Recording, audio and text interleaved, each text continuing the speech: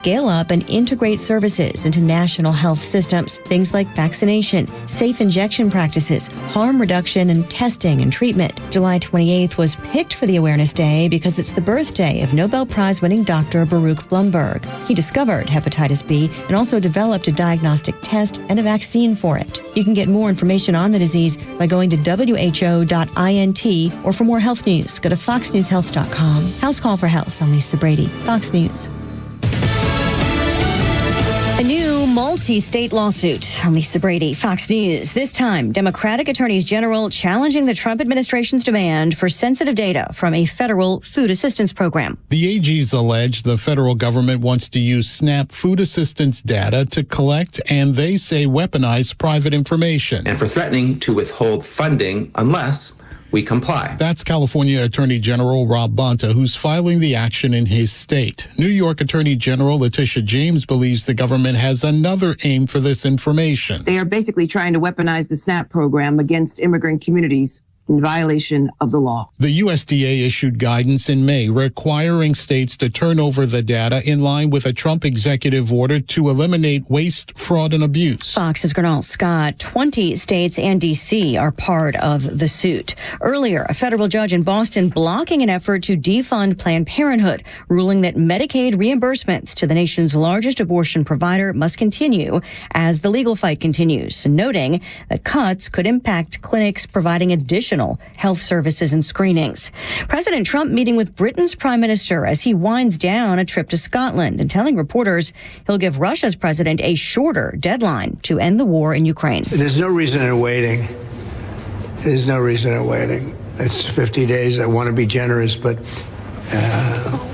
we just don't see any progress being made. Repeating that he's disappointed with President Putin. Vice President J.D. Vance in Ohio defending the Trump economic agenda and also weighing in on a Friday night brawl in Cincinnati, calling it disgusting. There are viral videos showing a man and woman being attacked after what police are calling a sudden dispute following a verbal altercation. Police sources tell Fox at least 4 suspects have been identified. In Reno, police now say at least 2 people have died after a shooting outside a casino. America is listening to Fox News.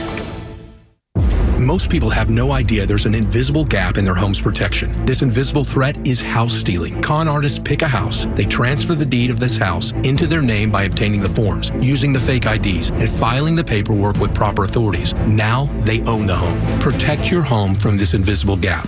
Check on your home's title right now at HomeTitleLock.com. Be sure to use promo code RADIO, and they will send you a complete title scan of your home's title. And your first 30 days of triple lock title protection is free. HomeTitleLock.com. Quiet down. Here she comes. Surprise! Your accountant just emailed to say your quarterly taxes are way higher than you were expecting. At Progressive, we know small business owners don't usually like surprises because they cost you money. But a good surprise that could save you money? Getting discounts with a commercial auto quote from Progressive. Also, your favorite employee is leaving. They're going to pursue their dream of being a veterinarian. Surprise yourself. See if you can save in as little as 7 minutes at ProgressiveCommercial.com. Progressive Casualty Insurance Company and Affiliates. Discounts not available in all states or situations. Well, look out. It's only me. It's only the Kimmer. With Pete Davis, sidekick, producer, sports raconteur. New age raconteur, indeed, with a mechanical mangler at the controls. It's floundered. It's Monday. Look out. Here we go, starting another week of fantasticness here with you on board here too. Here's the number, 404-741-1230, 741-1230. Boys, how's it going? How was your week? We got a lot of newsy stuff and weird stuff, and we got a little like showbiz stuff and relationship stuff, and what a weird time. Anyway, summertime, hot and steamy. Pete Davis, Mountains of Macon. I understand you have a whole new lifestyle going on here, sir, for one reason or another. I gotta thank Mandy from Sound and Mandy? Mandy from Sound and Soul Yoga up at Serenity in the Mountains. Yoga, Serenity Yoga, mountains. Okay. I did yoga. I'm not. I'm not limber enough yet to do that. Yes. Went into a salt cave. You ever been in a salt cave? I've been in caves. I don't recall ever being in a salt cave. No, offhand. It's the Himalayan salt cave. It's the negative ions and all that good stuff. It's supposed to be good for you, and it's nice and soothing. You go in there and you put the eye thing on, and you lay back in the zero gravity chair, and they play these little sounds, and it's very soothing. It's very wait a minute. So it's not actually a cave. I mean, it's like somebody's... Yeah, it's a man-made cave, but it's surrounded by Himalayan salt all around you. You walk on it. Is it outside? Is that, you mean in the woods or something? What do you mean, a shed or a shed? No, I don't know. What do you mean, man-made cave? In other words, is it outside in the side of a hill? You mean, or? No, it's part of a spa that's built on the side of a mountain, and it's one of the rooms. So it's inside. a room, okay, and it's surrounded by what? Ice? Himalayan salt. Salt, Himalayan salt, not regular salt. What's the name of the spa? What's it called? Serenity in the Mountains. Oh, God. Well, now Mrs. Flounder's going to be all over would love that. Yeah, I'm telling you, she's listening right now and probably going to be going this weekend. It's Thanks, over. Pete. It's over. Okay, well, there. It's it. And the great thing is, I was the only guy there, which is, I got no problem with that. I'm the only guy there. There's a room full of women. It's all naked, right? I mean, it's all, Yeah. Oh, yeah, we're all, all in our togas. Yeah, the modern. And at the last second, another couple comes in. It's a young man and a young wife. And he sits down across from me, and our eyes lock, and both of us silently just nod. Yeah. We nod our heads at each I'm other. saying you got a girl with you, so that's, Well, there you go. All right, sir. So I'm... Yes, dear. Right again, darling. That's what I always wanted, sweetie, was, that salt. I read about that salt thing. I was hoping maybe, I could take, but you beat me to it because I was going to plan that for our... Now, is this in your area, Pete, or was this in the Atlanta area? Actually, it's in Blue Ridge. Is it in Blue Ridge? It's the only salt cave up here. It's in Blue Ridge, and it's a nice spot. They got massages and all that good stuff. What's the name of it again? The Blue Ridge Serenity in the Mountains. Okay. Gotcha. So there's multiple locations. There's one in Tucker, Georgia, actually. Oh, my doll. I'll be darned. Oh, well, there's no place more mystical you got to go to North America than Tucker. You got to get up there. I just mean there's different locations in case you might want to check this out and you're not near Blue Ridge. Oh, well, there you are. All right. Well, again, very helpful, especially helpful. Well, that sounds exciting. And we'll, as we continue on, Flounder weekend activities with Mrs. Flounder. And not near as cool as what Pete did. Well, how many people go to a salt cave? I mean, I just, Himalayan. Now, what? Did they actually say that there's the difference in Himalayan salt as opposed to Siberian salt or North American salt or what? They only found it a while back. It was buried under the Himalayas, supposedly, and it's because it was caused by the geological formation of the mountains, everything, so it was deep in the mountains. It's antibacterial, antifungal. It's supposed to do all this great stuff for your body and everything. Your sinuses, you breathe better when you come out, and you did. You come out, your nasal passages are open. You can use Himalayan, so you can go by the store and buy it. Well, how come if it's supposed to be so good for you, how come no one's ever heard of it? Why wouldn't every doctor prescribe it? I mean, if it's a thing. Everyone that leaves their home more than 5 times a week. Well, no, I have this work thing. I went out to the doctor. I had a heart doctor today, so I was out twice. I was out coming here, and I was out to the doctor. And boy, that was an extreme. Anyway, all right. So this Himalayan thing is supposedly better for your sinuses and whatever. Supposedly. Okay. Yeah, yes. Right. And it was. I felt better coming out. I'm sorry, Flounder. I totally interrupted Mrs. Flounder's weekend activities for you. We did a lot of chilling. We went to Costco.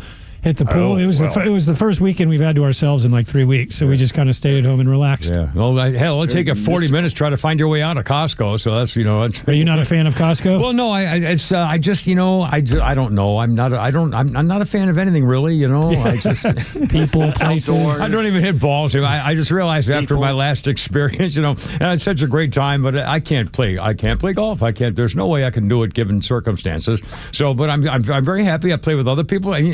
Monday through Friday, I can't do anything. But Saturday and Sunday, go play with other people's horses, the stable, and take my videos and then post them every day from Saturday and Sunday. Which if I couldn't do that, I'd and then I've got my chopper now. All the nice people chipped in to fix up my chopper. You can still swing a club. Well, yeah. But the fact of the matter is, I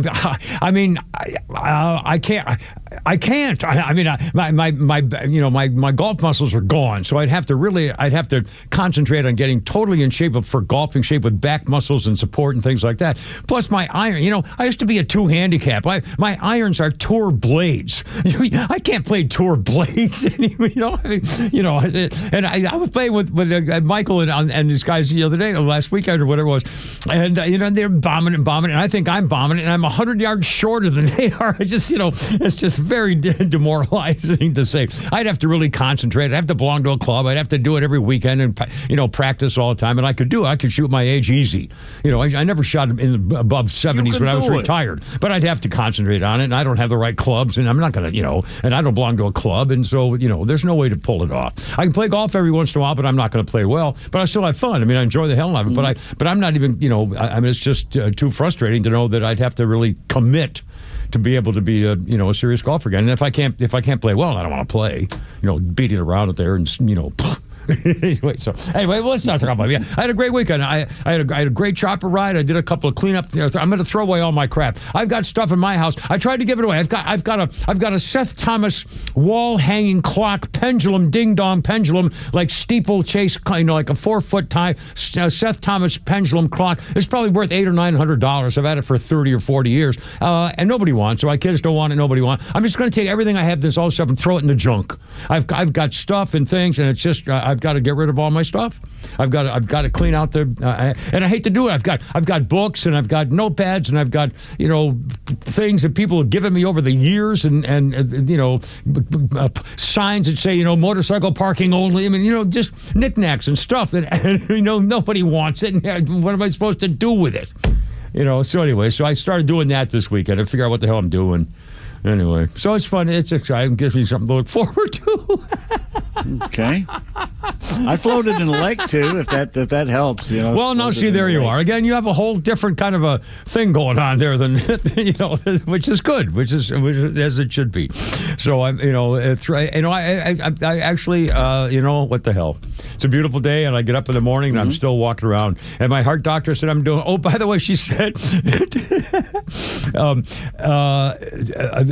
they checked my heart monitor. It's my breast implant. It's an ICD thing, and they can tell every heartbeat of every second between appointments. And she said, "Oh, something happened on the 26th." And I said, "Oh," she said, "Boy, your heart was really going nuts." And I said, "Oh yeah, I know what that was. I was doing some really rigorous, heavy, big-time lifting stuff on Saturday, which I should not have done. I can still feel the stress of every muscle in my upper body." And I said, "Oh, I know exactly what that was." But in that, they can tell every single second of my heartbeat. This stuck. It's just really unbelievable. Anyway, well, boys, off it's Monday, and Braves are still intact. Are they in? No, season's over, but they're in Kansas City. Oh, Kansas City, that's right. Yeah, and again, here we go. And I thought, God, I all of a sudden turn on freaking 5-1 or something. Well, how the hell did that happen? And then and boy, oh, by the way, we'll talk about this. A lot of sports stuff too. I'm sorry, Flounder. I hear music. It means 7 seconds. When the pitching coach came out to yell at him, he didn't cover his mouth. And that's very rare. He was reading them the freaking riot act out there, apparently, and wasn't hiding it. What's his? I can't remember the pitcher's name. But Bryce Elder? No, Holmes or whatever it was. Oh, Holmes. Anyway, he's got a hurt arm too, so maybe you shouldn't have been yelling at him. Yeah. Oh God. Anyway, all right. 3:13. Kimmer Pete Flounder, and it's Monday. So what the hell? 404-741-1230. We got tweets. We got a game. We got stuff, and a memory of the past and how I got into radio. Ironically, coming up. Kimmer Pete and Flounder. Look out. Here we go.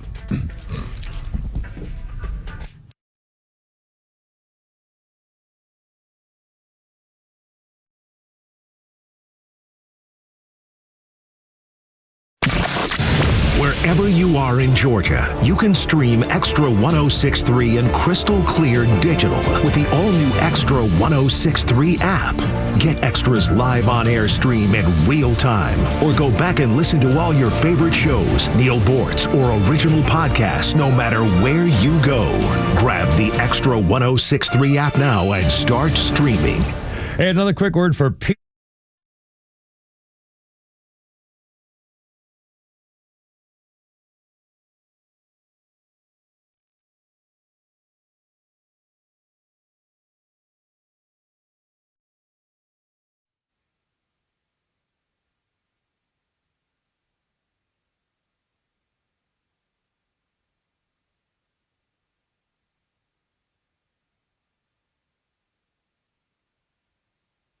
Hey, another quick word for Peach State Windows. Jeff, the owner, worked for this guy 25 years ago. I've been doing stuff on houses for years and years.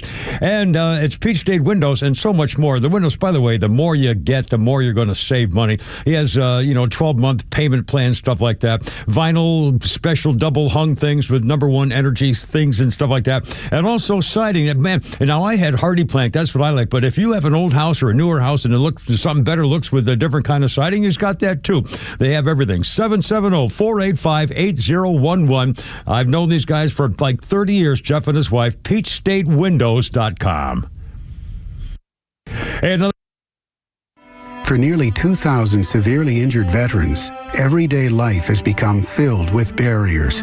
So we build specially adapted homes at Homes for Our Troops. And thanks to our donors and supporters, this life-changing gift of freedom is provided mortgage-free to these veterans. But we need you to join us, too, in completing this important mission.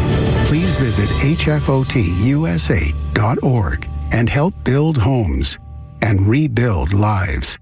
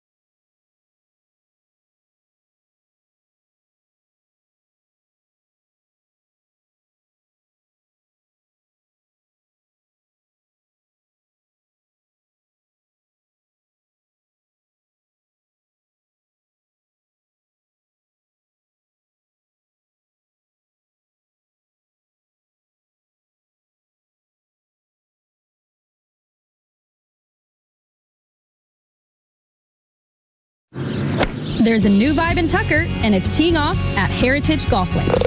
After a multi-million-dollar renovation, the course has never looked better. From pristine new greens and bunkers to the stunning 11,000-square-foot putting green, Heritage Golf Links is ready to impress, challenge, and deliver an unforgettable round you'll come back for again and again. And when the sun goes down, the game keeps going. Our one-of-a-kind night range is lit up and open Friday and Saturday nights until 10 p.m., so your swing can shine under the lights. So, whether you're practicing, playing, or just enjoying the full-service bar and grill, Heritage Golf Links is the perfect place for golfers who want more than just a round. Heritage is a destination and a better golf experience. Reserve your tee time at heritagegolflinks.com. That's heritagegolflinks.com. Located just minutes from downtown Atlanta, Heritage Golf Links is easily accessible from I-285 and I-85.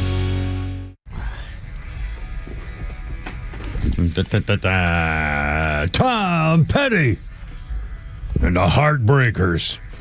That's a great name, by the way, the Heartbreakers.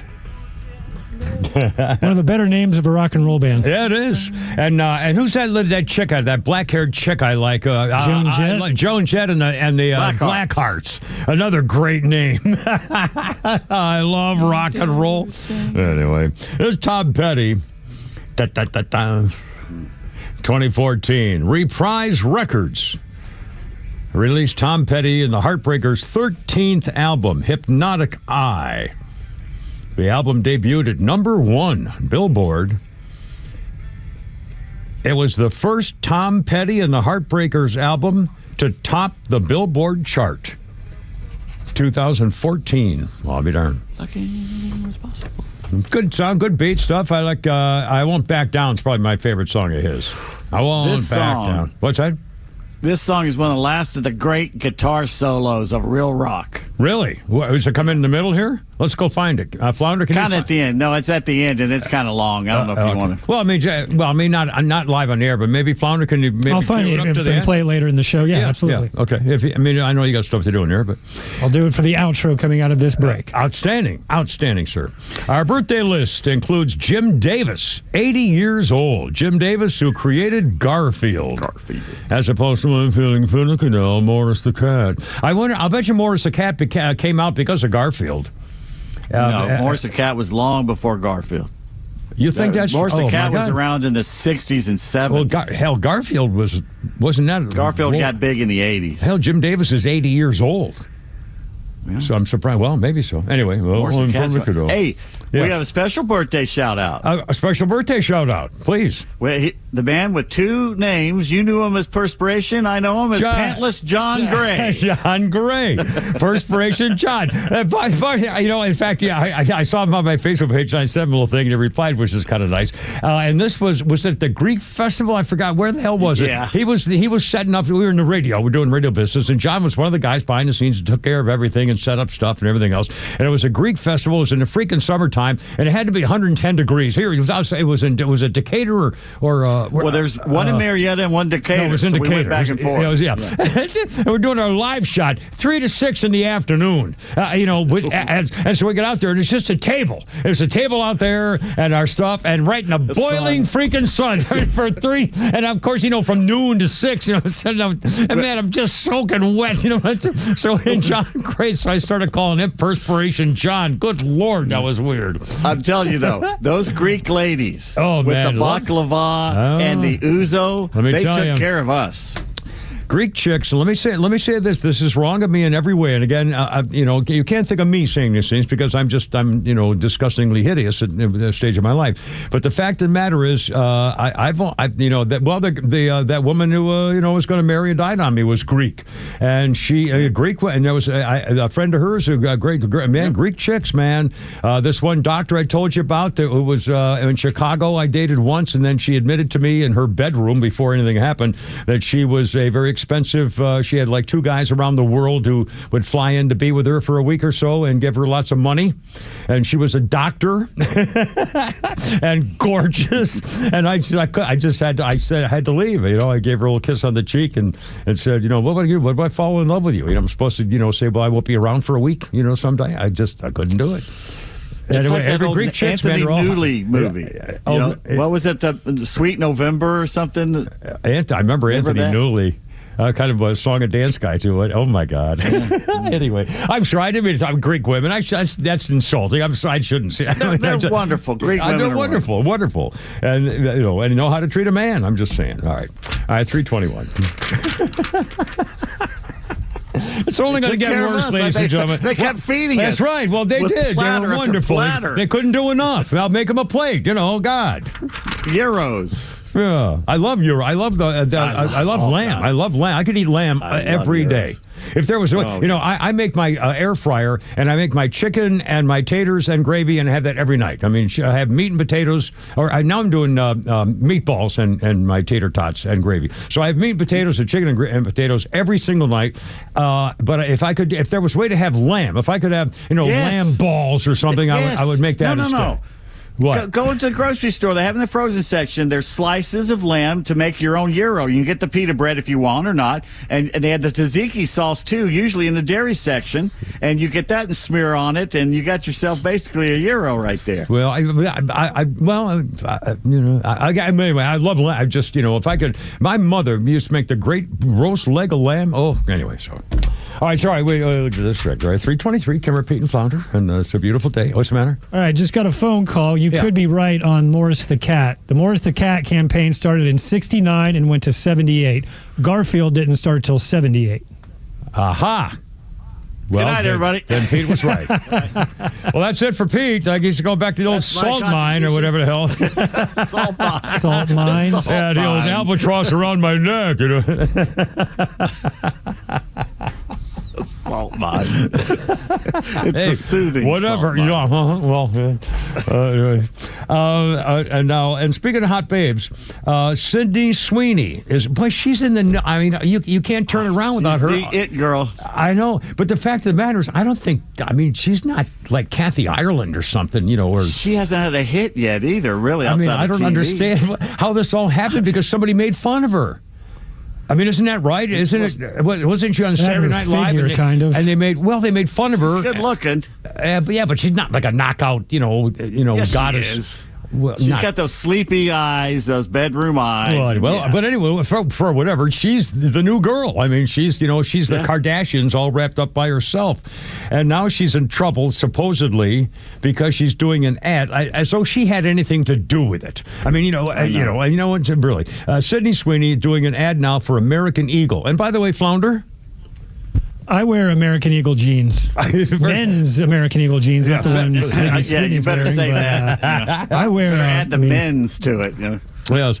Well, she's has a new ad out, and I love this way this story I'm reading now puts it this way. Leftist TikTok is in full pitchfork and torch mode after a new ad for American Eagle jeans featuring actress Sydney Sweeney used to play on words, with some claiming it's a full-on Nazi propaganda. I think Sydney Sweeney is 27. She has a pair of jeans on and a denim jacket, and she's talking about her genes, G-E-N-E-S, as make up your body chemistry. She says genes are passed down from parents to offspring, then often determining traits like hair color, personality, even eye color. My genes are blue. As she flashes her blue eyes and is talking about her blue jeans. Okay, get it? Jeans and jeans. Okay. Yeah. The clip went viral.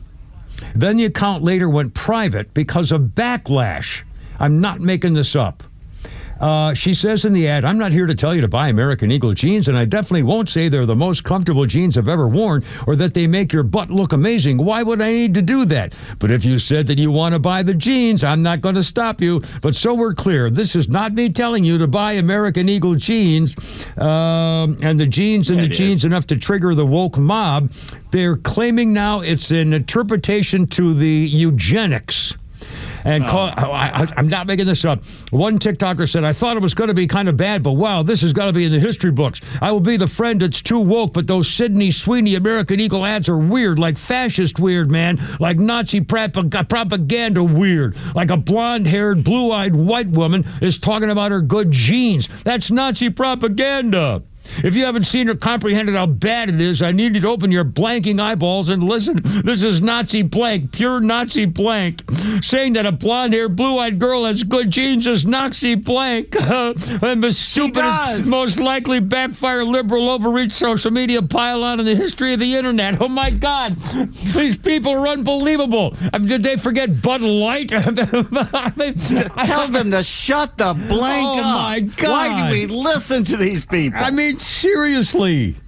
I mean, by the way, the other way to look at this from the other side is how ridiculous people get. Again, this is all social media. The ad was on TV, and it was social media where people went nuts all over the world because of what's on their freaking Not phone. people, a few handful of people. They make it seem like more of them. Well, anyway, but here now people are saying, actually, this is kind of a good sign. Publicly accepting oogling of an attractive white woman as a sign of the death of wokeness. Good. My God. It's basically, let's hate on white people more and hate on good-looking white people who are proud to be white. She's just proud of how she looks. I mean, but it's not even that. It's just she's doing that for blue jeans. If you don't like us white people, go screw yourself. We don't care anymore what your opinion is. God. I mean, seriously. Everybody should be proud of who they are. And if you think I should be proud of who I am, go blank yourself. I mean, it's just, honestly, it's stupid. I mean, it's just the damnedest thing. All right, 327. Kimmer Peyton Flounder on your Happy Monday thing here. What a thing. Now, let's do a hero thing in the news. And by the way, this was amazing. I'm going to read the first line of this sentence. First sentence. I'm going to read the first line of this sentence. The first word of this first sentence of the first line. Why do I have to announce it? Well, but I'm trying to make a thing about names. Are you narrating the show too? I know. I don't know what I'm doing. But it's a good sign when both you bastards are turning on me at the same time. That means I must be getting to somebody. Normally it's just one at a time, but when you both get me, this is a good sign of unity. We call it unity. Okay, here's the first line. Armed hero Marine veteran Derek Perry praised for confronting And I said, wait a minute, Derek Perry. And then I said, no, it was Daniel Penny was the other guy, another Marine hero. But is that amazing? I thought, what an interesting play on words. Daniel Penny, the Marine hero in the subway, and Derek Perry, the Marine hero who pulled a gun on the guy in Michigan at the Walmart stabbing guy. And in New York, it's a white Marine and a black crazy guy. Yeah. And then there in Michigan, whatever, it was a black Marine hero and a white crazy guy. Exactly. I mean, what an interesting kind of synchronicity. It is. I mean, the first thing I thought was, I just went, wow. And by the way, also in this story, now you probably know the story. In fact, we're going to play that. Flounder, we'll play that sound here in just a second of the Marine at the Walmart thing that he saved him.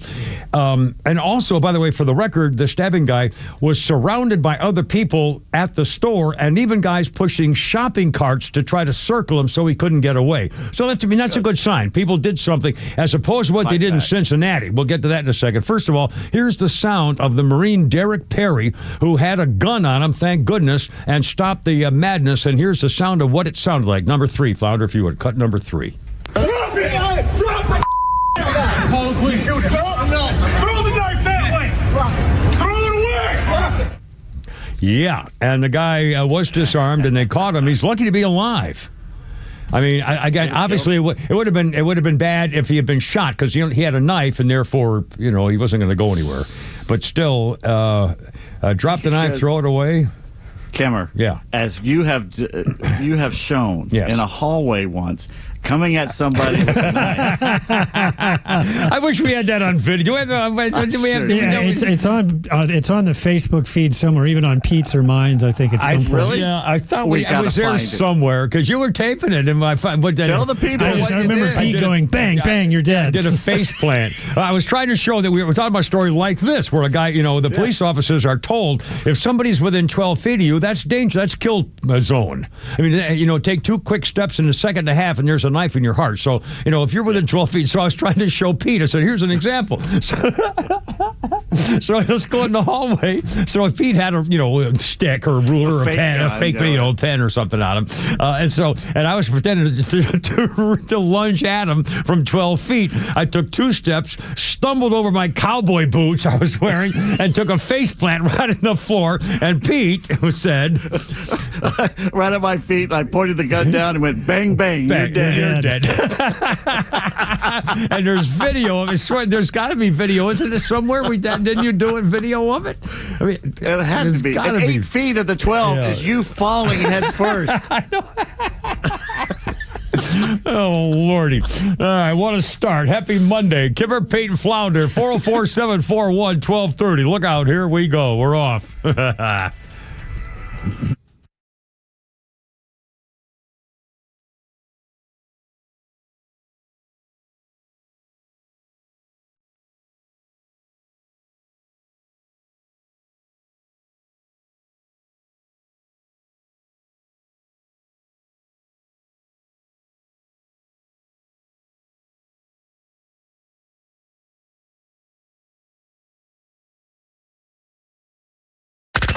Listen to the Morning Extra, The Kimmer Show, Neil Bortz, and all your favorite Extra 106.3 personalities whenever you want with the all-new Extra app.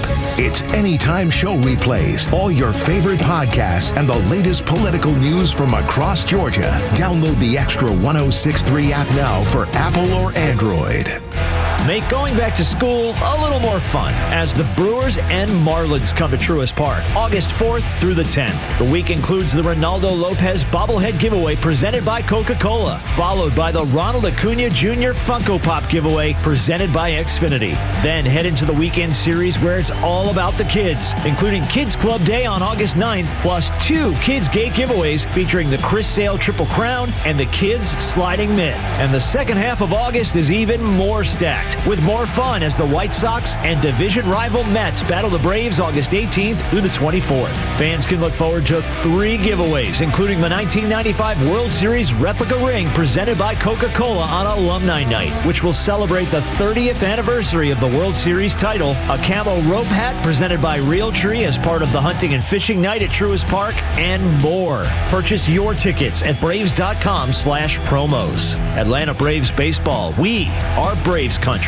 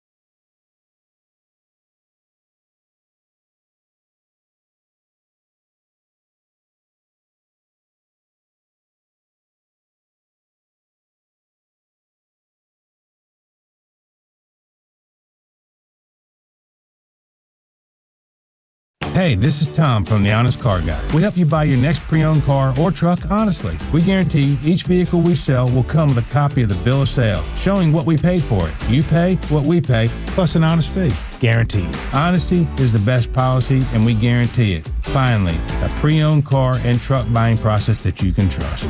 Get an honest car buy from The Honest Car Guy. Call 844-SHOW-ME-1. That's 844-SHOW-ME-1, or visit honestcarguy.com. Stream Clay Travis and Buck Sexton, Glenn Beck, Fox News, and even NASCAR on Sundays, anywhere on the Extra 106.3 app. Download the app now and get 24/7 access to the live stream, the latest news, and everything you need to know about Atlanta's only conservative talk station.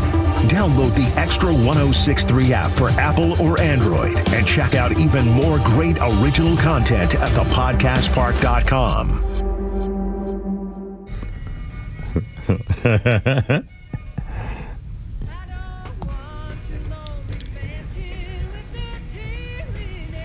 Hey, giddy up, go, little darling.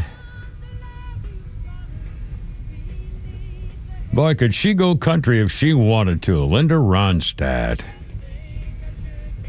Be with your funny and your name.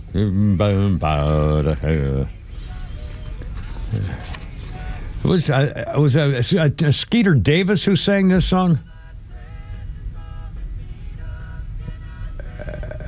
The threads and golden needles been this heart of mine. Was that Skeeter Davis, I think? I can't remember. Linda Ronstadt here, 2014. Linda Ronstadt honored with a National Medal of Arts at the White House. Induction to the Rock and Roll Hall of Fame in April was in her honor, but she couldn't make it because of her Parkinson's disease. But she made it to the White House for her National Medal of Arts. She was brought into the East Room by wheelchair, but she walked on stage to receive the award. Linda Ronstadt, 2014. A lot of great songs. In fact, last week we played, I was telling you about on my Magic Music Stick, thanks to Flounder, I have the song she did with that warbler from New Orleans there, the Neville Brother guy. And we highlighted the sound of Linda Ronstadt hitting that note at the very beginning of the song. It's just beautiful. And also, once again, since it's Linda Ronstadt, this was what my brother Gene, the golf pro, had me as his guest at Cohasset, Massachusetts, for a Linda Ronstadt concert. God, this had to be 30 years ago. Well, I'll tell you, it was about 30 years ago. And my brother got me a blind date. And she, halfway through the blind date, she said, I'm not going to have sex with you. I mean, my God. But, Jeez. Just wait till afterwards. Let me wonder for a minute. Yeah. Well, throw me a frickin' bone here. Give me a little something to hang on to, for God's sakes. I'm the boss. These tickets cost a little money. I mean, I'm not saying, you owe me. That's wrong. I wouldn't say that or anything like that. But geez, it's like the joke is when a guy goes on a date, the guy keeps wondering whether he's going to get lucky, and the girl already knows. She already knows. Anyway, Linda Ronstadt. Oh, yeah, I'm not going to have sex with you. Well, I'm not going to have sex with you either then. Anyway, let's see. Our birthday list includes Sally Struthers, Gloria on All of the Family. Sally Struthers is 78 years old today, and she does a lot of. Last time I've ever seen her was doing work for like homeless children or underweight babies or something. I don't know. So I guess she's doing a lot of charity work or something or other. Anyway. Another showbiz note here. On this day in 2006, Mel Gibson of the Mad Max films and director of Passion of the Christ, Mel Gibson stopped for drunk driving. And that's when he threatened the arresting officer and spewed out a string of anti-Semitic statements saying that the Jews are responsible for all the wars in the world. Mel Gibson pleaded no contest to a misdemeanor drunk driving, sentenced to 3 years probation. And, well, I don't know. I guess he's still, around. Whatever, Mel Gibson. All right, let's see. 340, Kimmer, Pete, and Flounder. 404-741-1230 is the number. 741-1230. And Derek Perry, the latest Marine, a black guy getting the white guy down, as opposed to Daniel Penny, the Marine in the subway, a white guy getting the black guy down. And I just thought that was so interesting and amusing. Now, the other story that also came on over the weekend was what happened in Cincinnati. And that was a whole different story. And now the mayor and the police chief are trying to say this is unacceptable and wrong and everything else. I don't know whether you saw the video. You can still get it if you haven't. Social media showed two people attacking a guy wearing a T-shirt, eventually shoved to the ground. He was kicked several times while he was on the ground, eventually gets up. A woman also unconscious after being punched. Several people did try to help her up. Eventually, she regained consciousness. 4 people have been identified as suspects. They're trying to find at least 8 more. They're still not saying exactly what happened that led to the fight, but they were gang pounded. Even Vice President J.D. Vance weighed in, saying he doesn't have all the context. He saw a mob of lawless thugs beating up an innocent person. I hope every one of those people who engaged in violence is prosecuted to the full extent of the law. You had a grown man who sucker punched a middle-aged woman, and where I come from, at least, when you have a grown man sucker punching a middle-aged woman, that person ought to go to jail for a very long time. Frankly, he's lucky there weren't some better people around, because they would handle it themselves.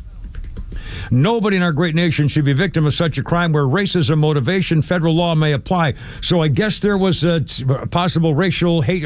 But still, and by the way, it was nice that people tried to help the woman up after she got attacked. How come it happened? How come nobody did anything except take video? I guess people were just taking video instead of attacking the. Well, I don't know. 2 things. Obviously, the one thought is, well, if you're not the kind of person who's going to step into a brawl, getting your phone out to take video at least is evidence, and you can show what happened, after the fact. But on the other hand, there are also people who say, "Oh man, look at this," and the first thing you think about is not trying to stop it or doing something or yelling or screaming for help or anything else. It's to get the freaking video because of the social media and these freaking TV stations in our pockets. So, it's just kind of a shame. And Cincinnati and the city's rightfully embarrassed, but again, it's not their fault. But the people, that's what we get. And what was it? Vegas? There was a shooting, and more people get another thing. I don't know. Well, how many people were shot since last Thursday in Atlanta? It's approaching 30, right? Yeah. There we go. Well, that's a Democrat city, man. After Trump made the crime go down, and all of a sudden these Democrat cities and their policies and people upset by and here we go.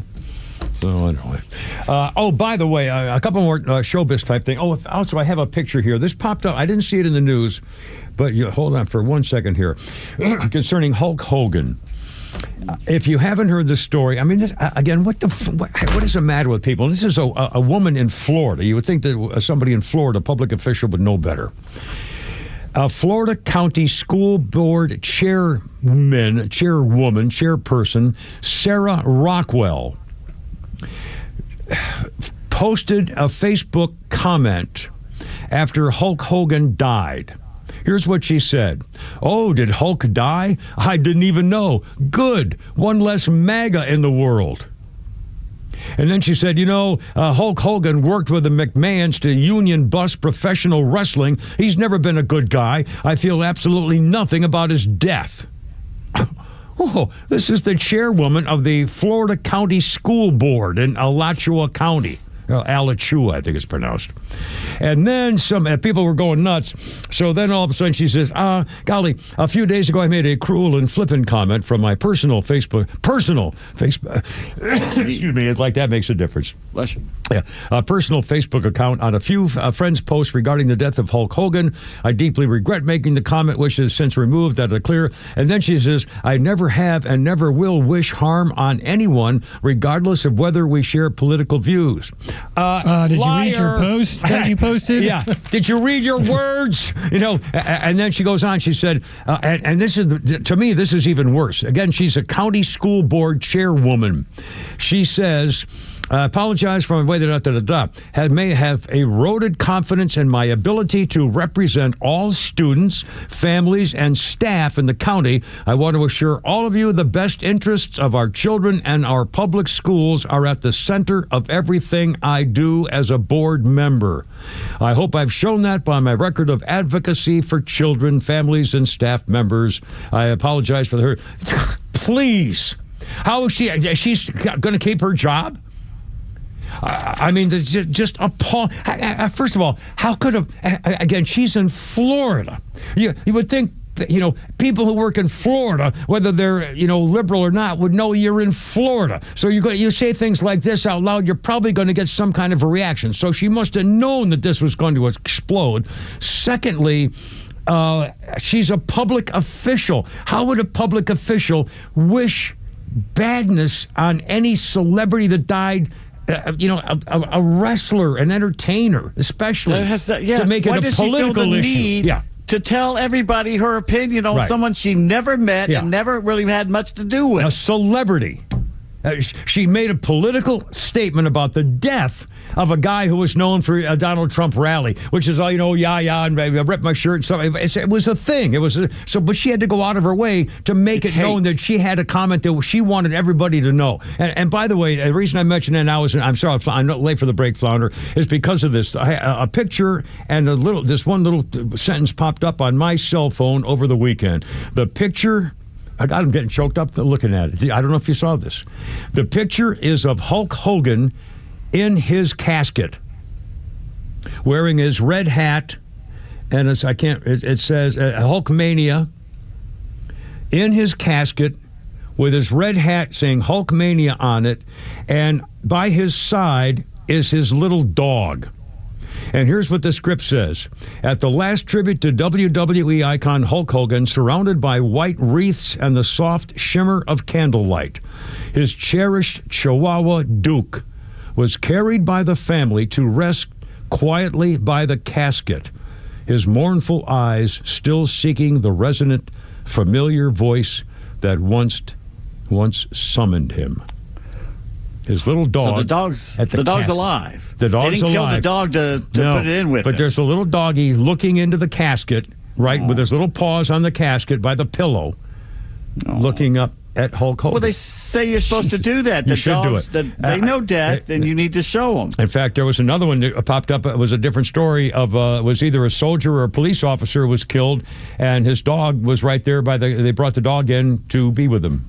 Because they want to see that. They want to know they can deal with it.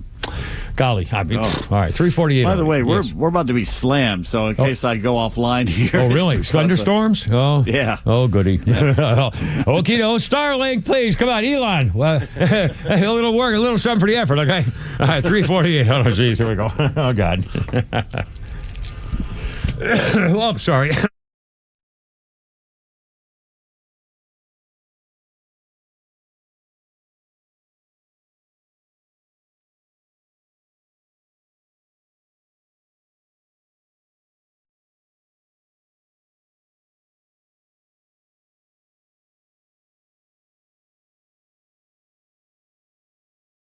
The summer's got you thinking about hitting the road.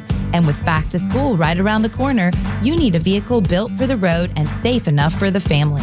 And Subaru of Gwinnett has it for you. Like the 2025 Subaru Outback, which will take you as far as you want to explore with standard symmetrical all-wheel drive, plus up to 32 miles per gallon. And if you're up for adventure, it'll get you off the beaten path with up to 9.5 inches of ground clearance, more than the Honda CR-V or Toyota RAV4. Or the 2025 Subaru Forester, the SUV for all you love. It's the right-sized SUV for all the adventures ahead, with a spacious and comfortable interior for everyone you want to bring along. And no matter where adventure takes you, it starts on Satellite Boulevard in Duluth with the amazing staff at Subaru of Gwinnett. They'll help you find the Subaru that you'll love and be there every step of the way for everything you need. Start your shopping online at SubaruofGwinnett.com. By texting 26022, you agree to receive recurring automated marketing messages from Tax Lien Code. Message and data rates may apply. Terms apply. Available at taxliencode.com. Imagine waking up and not needing to rush. No commute, no emails, no boss. Just coffee, sunlight, and the freedom to choose. That's the power of tax lien investing. It's been around for over 200 years, used by banks, hedge funds, and the wealthy. And now, finally, it's being taught right here in Atlanta. It's secure, predictable, passive income, backed by real estate and mandated by state law. And it pays you, sometimes 15 to 35% returns. You don't need to own property. You just need to see how it works and how to do it right. We've taught over 100,000 students, and we'll teach you for free at a live masterclass right here in Atlanta. If you're ready to start building real wealth through tax lien investing, this is it. Text EARN to 26022 to reserve your free seat. That's EARN to 26022. But hurry, seats are limited. Text EARN to 26022.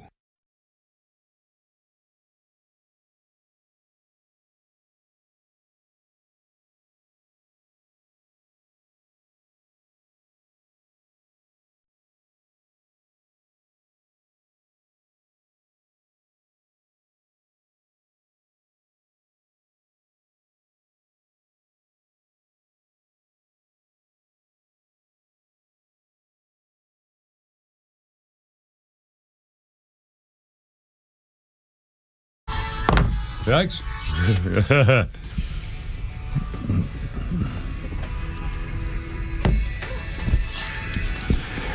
You can't find anything at the bottom of a Cracker Jack box anymore, I don't think. A little meatloaf here for you. I made a meatloaf last week. Meatloaf? I was going to bring in some for Flounder, but I didn't know if I didn't think it was good enough. So anyway, Kevin Pete and Flounder on the radio. On this day in 2011, 63-year-old Meatloaf passed out at the Pittsburgh Trib Amphitheater during an apparent asthma attack. About 10 minutes later, he regained his composure, finished the show. 2011, Meatloaf. Ah! Ah! What was that? The Cadillac? You get a Cadillac in a Cracker Jack box or something? Really, that was kind of a sad, kind of a dreary song he was famous for. Don't know what you're talking about. But. Oh, Flounder, what's that Meatloaf song that he did? You're never going to find a prize in a Cracker Jack box. I have no idea what the hell you're talking about. Oh, my God, I can't believe it. Was this number one? I don't know. I would do anything for that, but I won't do No, that was a different one. Well, maybe that was it. Yeah, I would do anything for love, but I wouldn't do that. That album. Yeah. Anyway, sorry, I got distracted and everything. All right, a quick birthday list. Dick Ebersol, the famous producer guy, sports guy. Dick Ebersol, 78 years old today. And on this day in history, this was an interesting idea. You think how would this would go over today? From any commander-in-chief. 1942. Joseph Stalin, premier and dictator of the Soviet Union, issues order number 227. The order declared, panic makers and cowards must be liquidated on the spot. Not one step backward without orders from higher headquarters. Commanders who abandon a position without an order from higher headquarters are traitors to the motherland. It became known as the Not One Step Backward Order against cowards.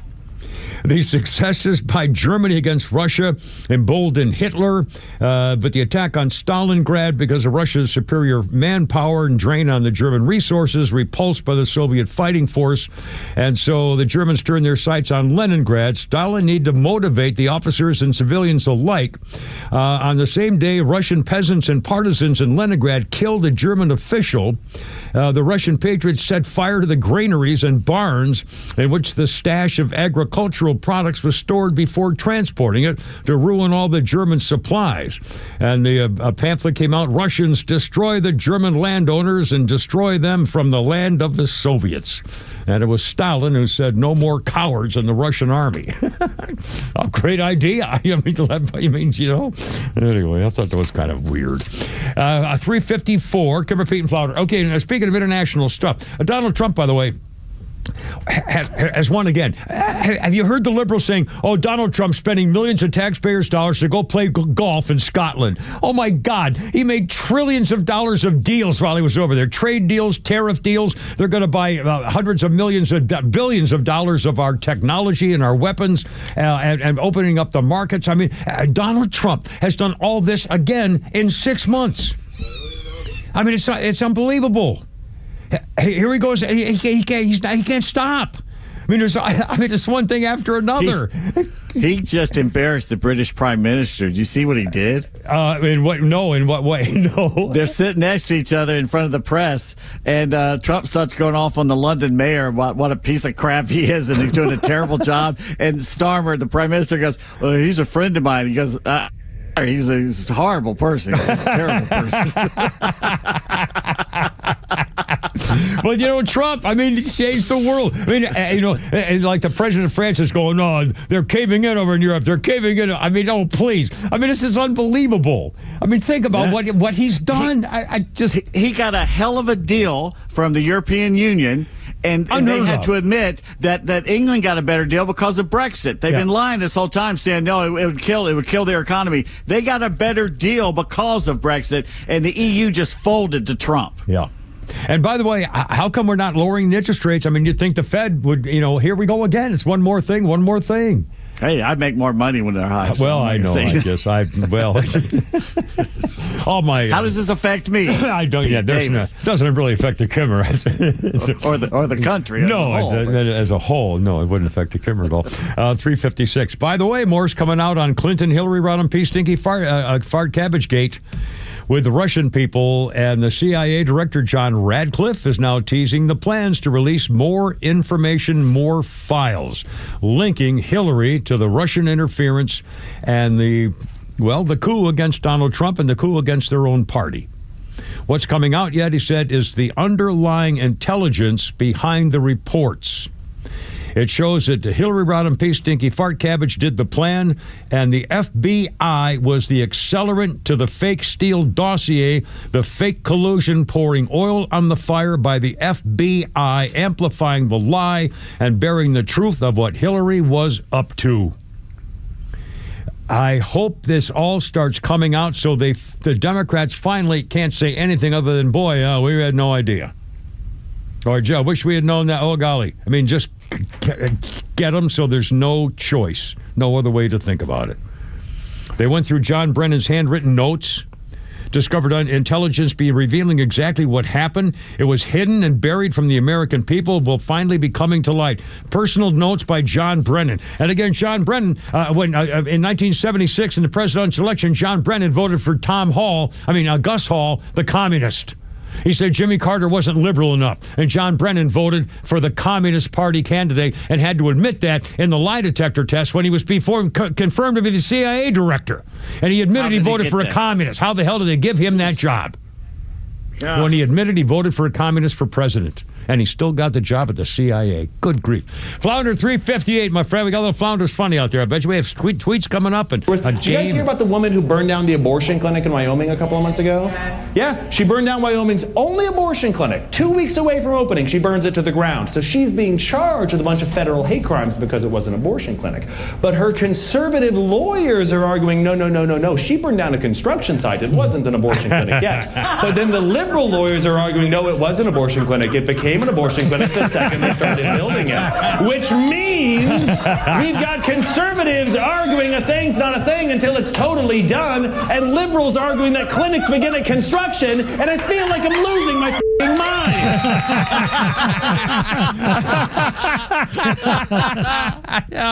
Who's that, Flounder? Mr. Mike Hammock. Brilliant. Very, very, very, very interesting fellow. By the way, if you haven't seen the Facebook posting and also on YouTube, the princess is leaving.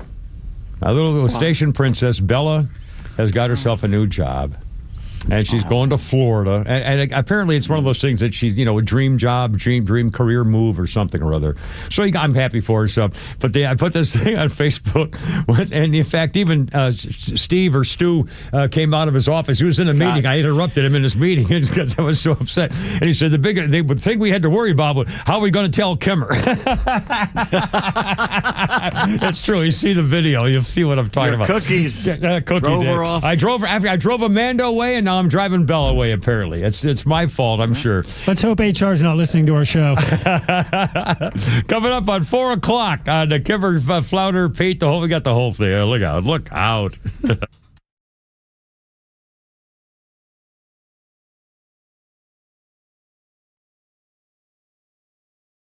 Streaming across Georgia on the Extra 106.3 app. This is WFOM and W292EV Marietta, a Dickey Broadcasting Station. Extra 106.3.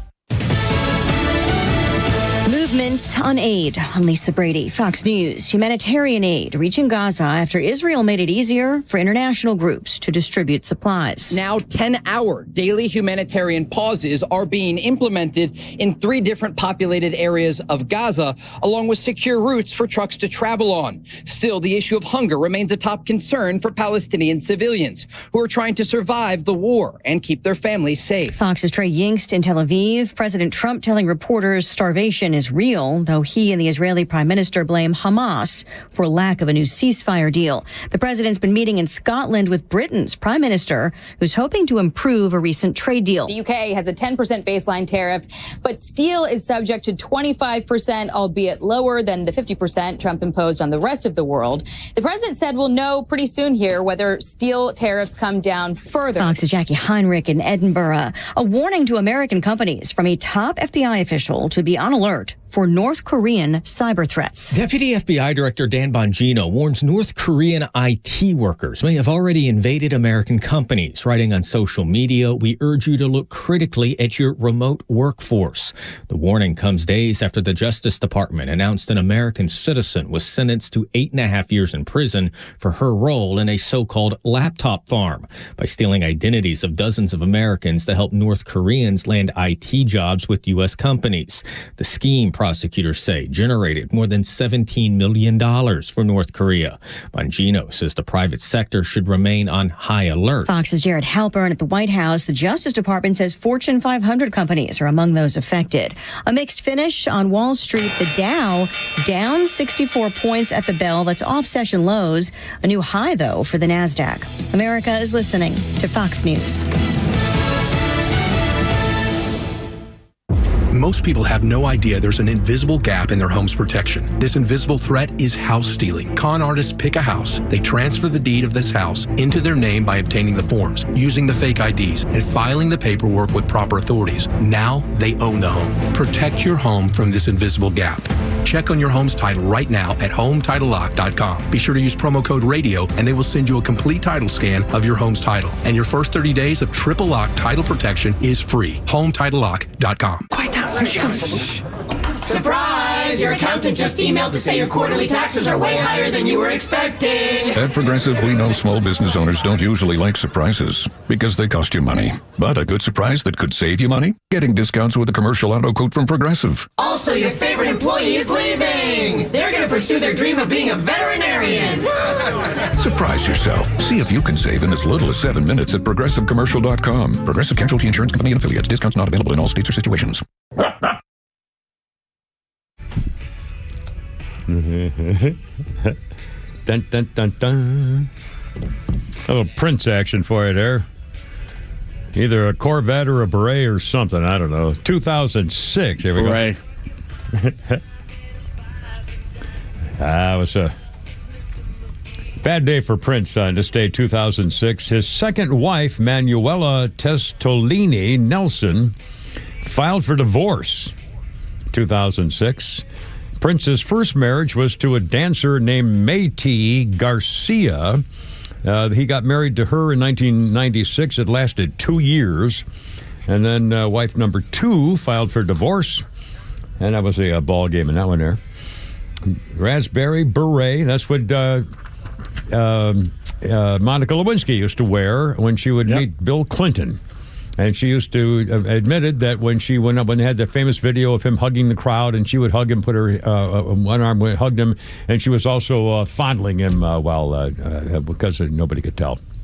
Right in front of the Secret Service. She did that, huh? Oh, yeah. Huh. No, the famous video, have you seen it, where, they were hugging, and she'd go up to him like this, and one hand was missing.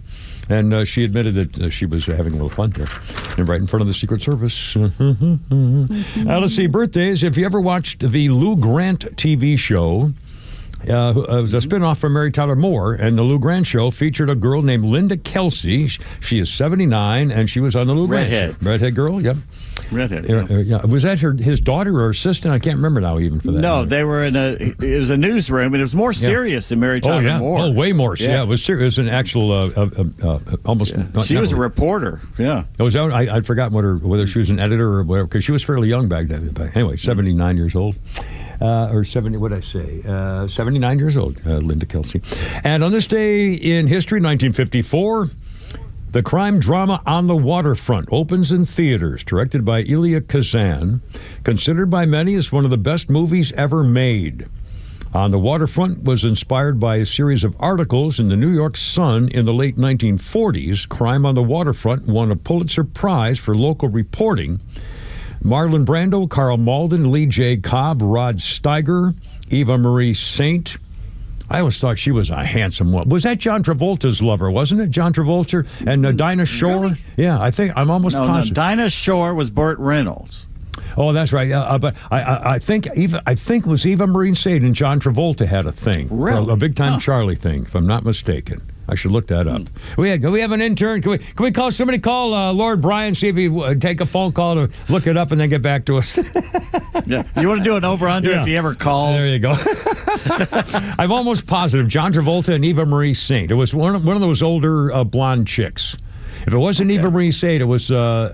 Wasn't she in North by Northwest with Cary Grant? Yeah. Great actress. And a very, just a handsome woman, I would think. Anyway, Eva Marie Saint, the movie focused on union violence, corruption on the waterfronts in Hoboken, New Jersey. The score, musically, Leonard Bernstein. The movie received 12 Academy Awards for On the Waterfront, 8 Oscars won, including Best Picture, Best Director, Best Actor for Brando, and Best Supporting Actress for Eva Marie Saint. On the Waterfront in 1954.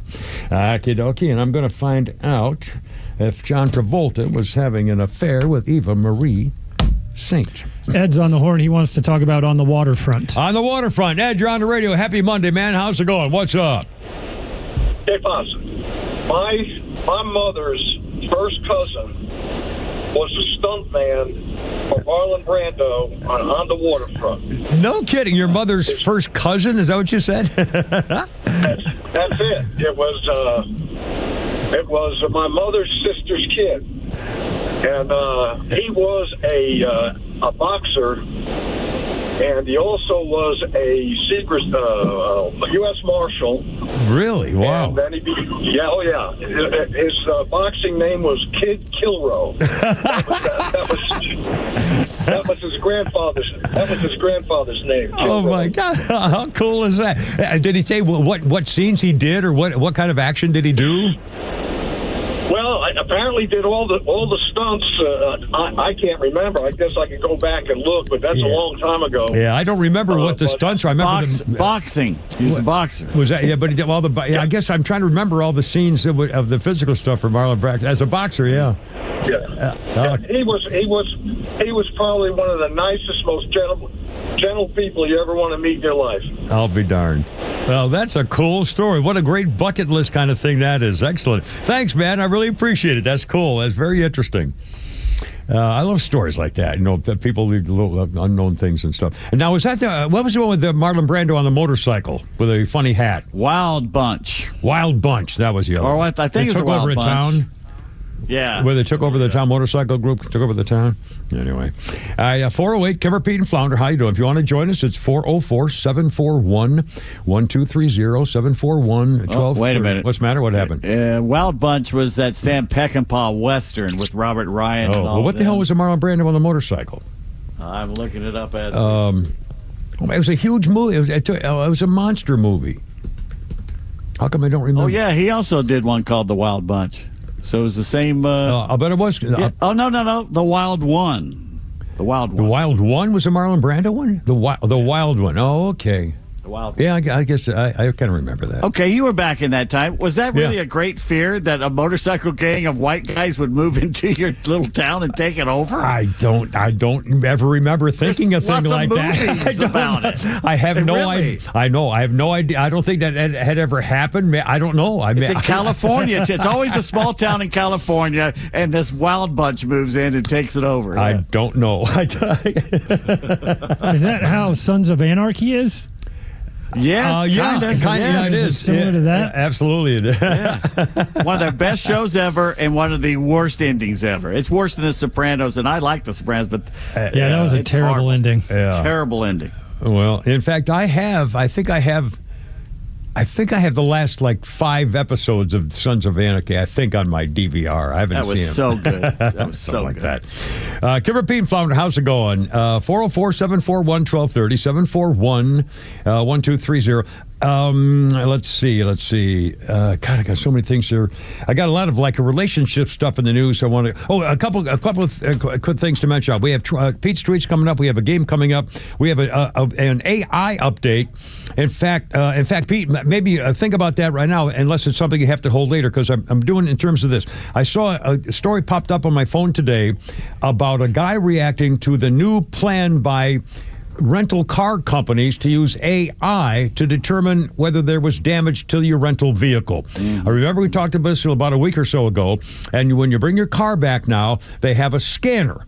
And the scanner is an AI scanner, and the scanner scans every square millimeter to see if there's anything different on the car than was before. And with there have been examples of a guy had a 2-inch tiny little scratch or something. They charge them $400. They have a predetermined price it's going to cost you. So when the AI scans your vehicle, if they say, well, there's a scratch here that's $400, they charge you.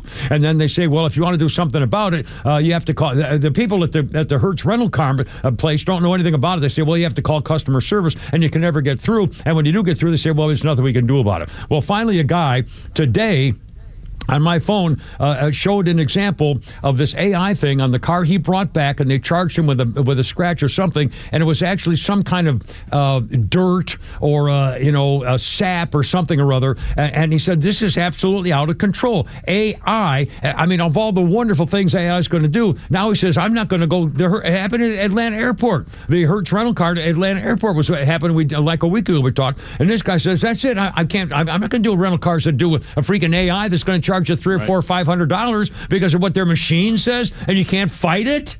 I don't think so. No, I'm not going to do it. Sorry. And it's Hertz that apparently is doing it, and I don't know whether anybody else has followed them, but I mean, this is a bad sign. I can't imagine that. I mean, and this got a lot of publicity. It was on my phone. It means it's everywhere. So I'm Flounder, are you trying to get to me? Seriously. Yeah, Robbie's on the horn. He has a story about rent a car. Excellent. Robbie, what's up, man? Happy Monday. Yeah, man, one of my buddies was out hunting out west, and they rented a car, and it had a small crack in the windshield. When they turned it back in, the guy says, oh, you got to pay for the windshield.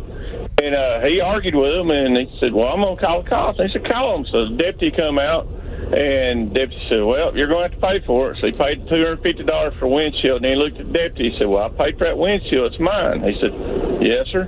He pulled his boot off, and he beat the windshield out of that car. He said, you won't do it to nobody else. So I love it. Just grinned and walked off. That guy was just screaming, you can't do that. He said, you won't do it again. I love it. Hey, thanks, man. Hoorah. 413, Kimber, Pete, and Flounder. It's freaking Monday. I don't know how you're doing. And Braves are still gone, well, they're gone, I guess. Although, I don't know, are there trade things? Oh, by the way, Deion Sanders update. We have Holy Crap at Sports in an hour, but Deion Sanders is definitely in the news, and I hope it's good news. It's certainly scary and... Sounds it. Yeah. So, I mean, there's going to be some really good stuff. Anyway, Deion Sanders in the news. Next, Kimber, Pete, and Flounder coming up.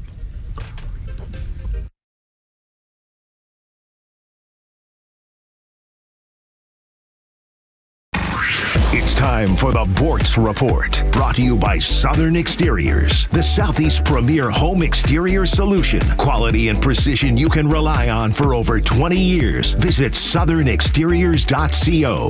Well, it's that time of the year again when parents across the country take the most precious thing in their lives and turn that thing, their children, over to the government to be educated. How stupid can we be? Listen to this. This product of government schools is asked to name 2 countries in North America. Europe?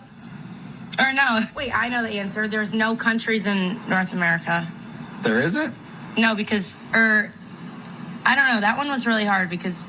Okay. Other questions like, how many hours in a day? This high schooler stumbled around and then answered, 1. Ask them when the War of 1812 was fought. They can't tell you. What country did the United States gain its independence from? Mexico? There is no parent out there, really, that will say, yes, government education is doing a great job with our children. But then they will say, but my school, the school that my kids go to, is just great. Every parent that cares about their children should be sending them to private school or homeschooling them. At the very least, they should be actively engaged with some organization fighting for school choice. Would you let the government tell you what grocery store you had to shop at based on your zip code? No, you wouldn't stand for that. Apparently, where you buy groceries is a lot more important than where you send your child to be educated and prepared for life. It was never the intention of the people that created our government school system a little over 100 years ago to create a system that really educated these kids. They just wanted them smart enough to follow orders and read instructions. Look what you're doing to your child. Neil Bortz Extra, 106.3.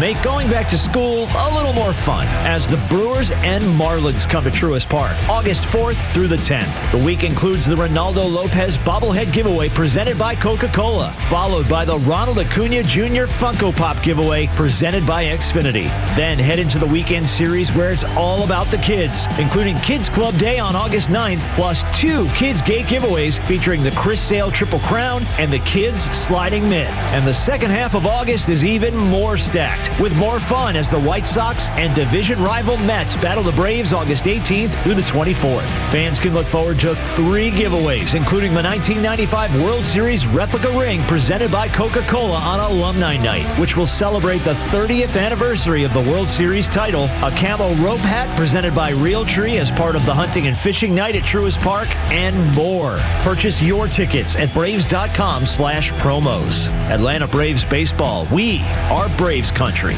Kimmer here. You know, there's a lot of companies out there talking about windows and siding. Well, let me narrow the list for you. Peach State Windows. I first worked with Jeff, the owner, and his wife 25 years ago. Family business, top grade, energy efficient windows, custom fit perfectly, deals on siding. Oh my, like I had Hardy Plank to be just right for your home. Peach State Windows, but so much more. Roof issues? No problem. How about entry doors? Yep, their pros make those just right too. Financing, no money down. 770-485-8011 or peachstatewindows.com.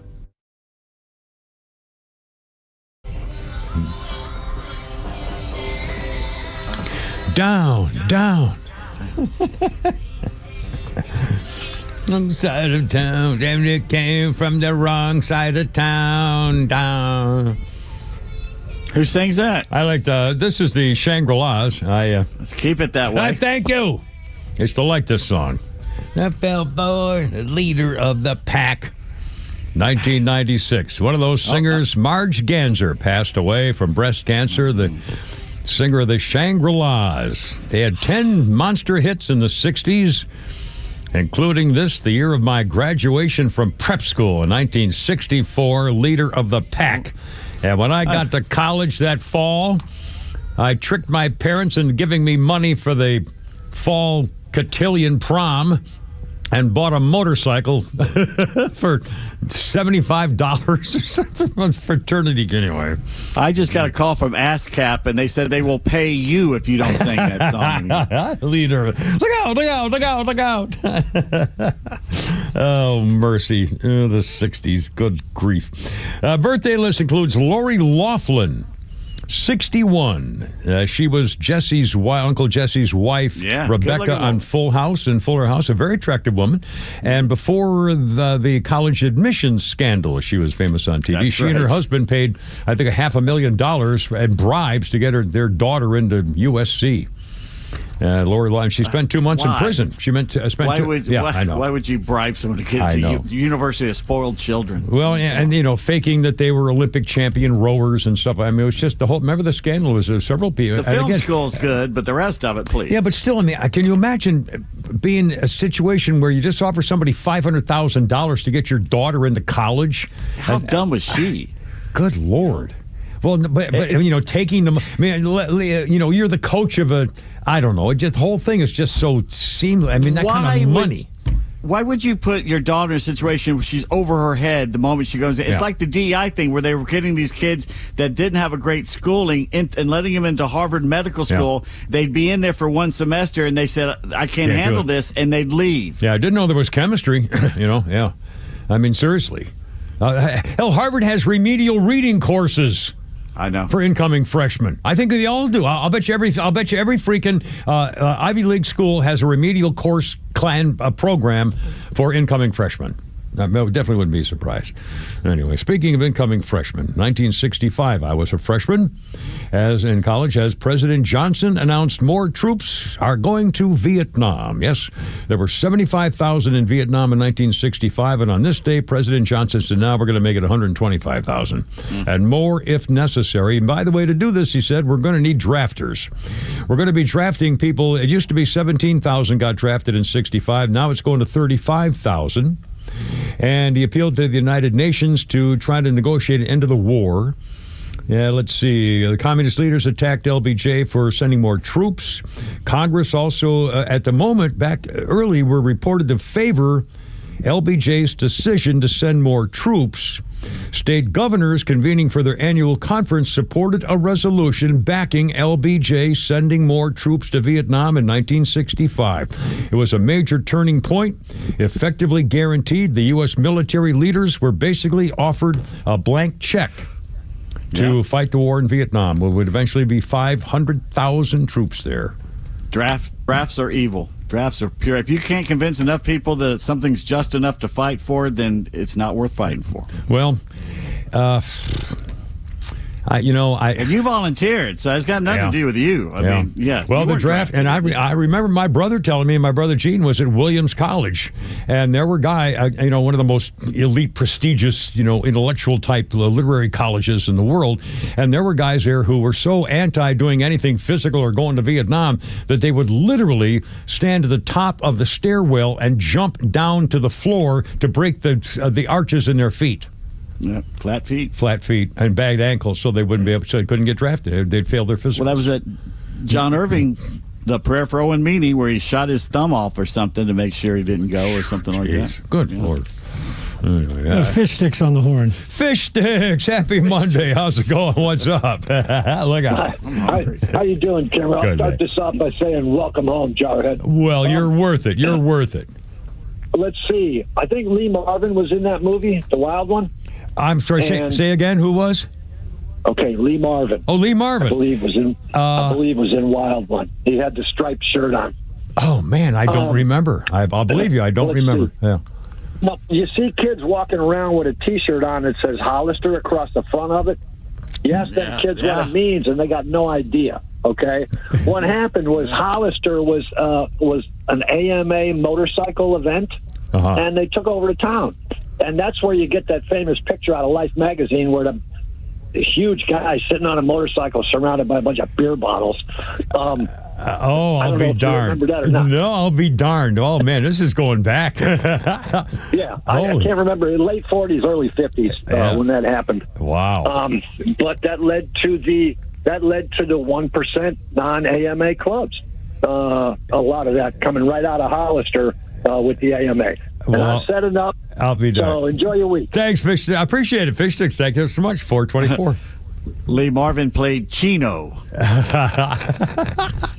Man, I just remember the picture about Marlon Brando. Again, all I wanted in my life was a police motorcycle. I wanted one of those big white police motorcycles, and I finally got one. I don't have it anymore. I had to sell it. But the best shot from the Wild One is Marlon Brando and the two guys beside him, and they're riding. Yeah, and you can tell it's a fake screen behind him, and they're just sitting there bouncing up and down. It's so bad. And all those 50s, they all had the back window of the cars. It's like Airplane when Robert Stack is driving over the bike rider, running over people. There's gunfighting going on behind him. That's where the posse, Indian chase or something. My God. 425 404-741-1230. Let's make a little fun. We can play a little soundbite here, Flounder. 2 and 1, perhaps. But first of all, there was over the weekend a Big Apple rally in support of Stephen Colbert. Stephen Colbert. As you know, millions and millions of Americans are just furious, blaming Donald Trump for canceling Stephen Colbert, who's allowed to stay in the air for a whole another year almost, by the way.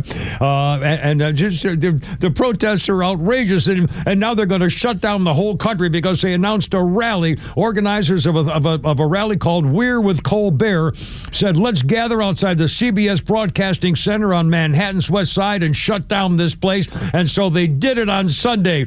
And almost 15 people showed up. Yes? Almost 20 protesters showed. Golly, it was so... A nationwide call for integrity. The event organizer, a nationwide call for integrity. Our country's not perfect, never has been. However, we've always had the First Amendment, and now Mango Mussolini is trying to take that from us. Mango Mussolini is, oh my God, that's their nickname for Donald Trump? Mango for his orange face. Yeah, that's a good orange one, here. Mango Mussolini. Mango Mussolini. I saw 20 people. Even the cops said, "Oh, we're shutting." They went home. The cops showed up. People showed up. 14, 18 people showed up, and they stood around for a second, said, "Oh, okay," and left. And so finally, the cops said, "Oh, let's go." They had placards. God. They had made placards with this multi-million-dollar narcissist on them. Like we're supposed to feel sorry for this guy. Yeah, I mean, unbelievable. Yeah, he keeps his job for another year at $80 million, whatever, and then he gets to do more and do whatever he wants to do. It's not like he's out of work forever. Good grief. Flounder, let's play cut number 2 here. Jay Leno. In fact, Johnny Carson said something here recently, too. We'll get that for you from, he said it a long time ago, but it's come back in vogue now. And Jay Leno is slamming all the late-night hosts for trying to tick off half their audience. For example, here's a cut number 2. Flounder, if you will. Jay Leno. Rodney Dangerfield and I were friends. I knew Rodney 40 years. I have no idea if he was Democrat or Republican. We never discussed. We just discussed jokes. And to me, I like to think that people come to a comedy show to kind of get away from the pressures of life, wherever it might be. And I love political humor, don't get me wrong, but what happens is people wind up cozying too much to one side or the other. Funny is funny. When I was with Rodney, it was always the economy of words. Get to the joke as quickly as possible. Why shoot for just half an audience all the time? Why not try to get the whole... I mean, I like to bring people into the big picture. I don't understand why you would alienate one particular group, or just don't do it at all. I'm not saying you have to throw your support or whatever, but just do what's funny. Seems pretty simple. And again, I don't know. I'd like to try to figure out where it started. Who was the first one to really start getting political? Was it Jimmy Kimmel, maybe? Well, Letterman did a few, but yeah, not but Letterman a was lot. funny but Letterman did everybody. I mean, his top Jack 10 list Paar hit did everybody. some, and Dick Cavett was political. Dick Cavett was very Lester political. Maddox and all that. Yeah, he was that way. But he wasn't. Dick Cavett wasn't doing a comedy show. He wasn't doing a comedy variety show. He was doing a talk show where he got political. Now let's play cut number one. Johnny Carson, some time ago, was asked the same basic kind of a question where he described what he believed to be the way to run a talk show, and Johnny Carson felt this way. Do you get sensitive about the fact that people say he'll never take a serious controversy? Mike Wallace. Well, I have an answer to that. I said, now, tell me the last time that Jack Benny, Red Skelton,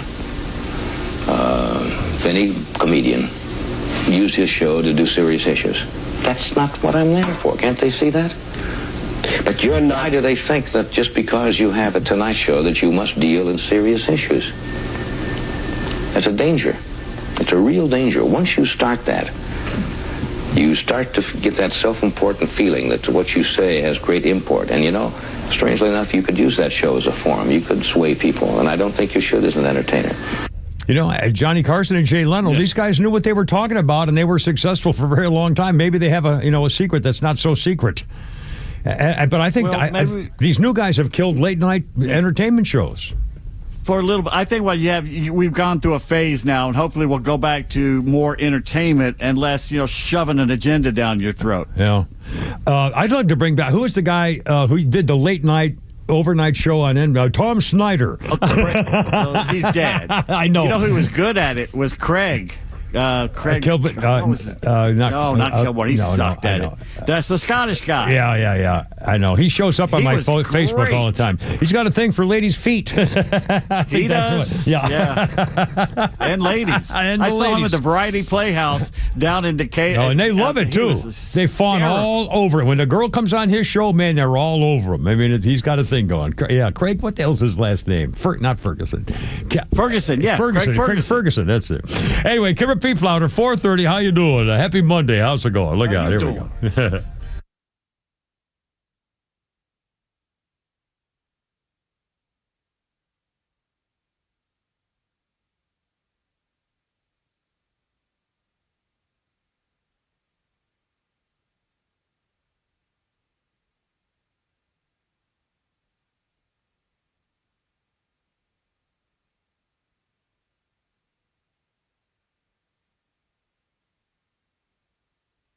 Hey, Braves fans, sometimes life throws you a knee-buckling curveball. That's when Truist One Checking steps up to the plate. If you're behind in the count, you won't have to worry about overdraft fees. Plus, eligible clients enjoy a balance buffer for some extra cushion. You'll get a convenient mobile app to keep an eye on things and access to thousands of Truist ATMs. Be ready every inning with Truist One Checking. It's life-ready checking that grows with you. Get Truist One Checking today. Truist Bank. Member FDIC. This is Tom with the Honest Car Guy. Hey, what's with all this honesty stuff? We help you buy your next pre-owned car or truck honestly. How honestly? We guarantee that each vehicle we sell will come with a bill of sale showing what we paid for the vehicle. You'll pay what we pay, plus an honest fee. Guaranteed. No gimmicks or tricks? Nope. Man, this sounds like a new way to buy a car. Get an honest car buy from the Honest Car Guy. Call 844-SHOW-ME-1. That's 844-SHOW-ME-1 or visit honestcarguy.com.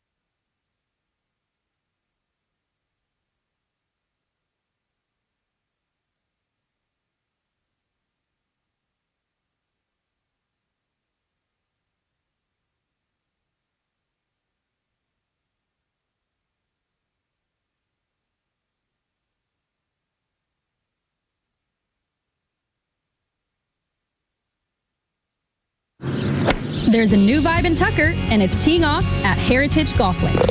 After a multi-million-dollar renovation, the course has never looked better. From pristine new greens and bunkers to the stunning 11,000 square foot putting green, Heritage Golf Links is ready to impress, challenge, and deliver an unforgettable round you'll come back for again and again. And when the sun goes down, the game keeps going. Our one-of-a-kind night range is lit up and open Friday and Saturday nights until 10 p.m., so your swing can shine under the lights. So, whether you're practicing, playing, or just enjoying the full-service bar and grill, Heritage Golf Links is the perfect place for golfers who want more than just a round. Heritage is a destination and a better golf experience. Reserve your tee time at heritagegolflinks.com.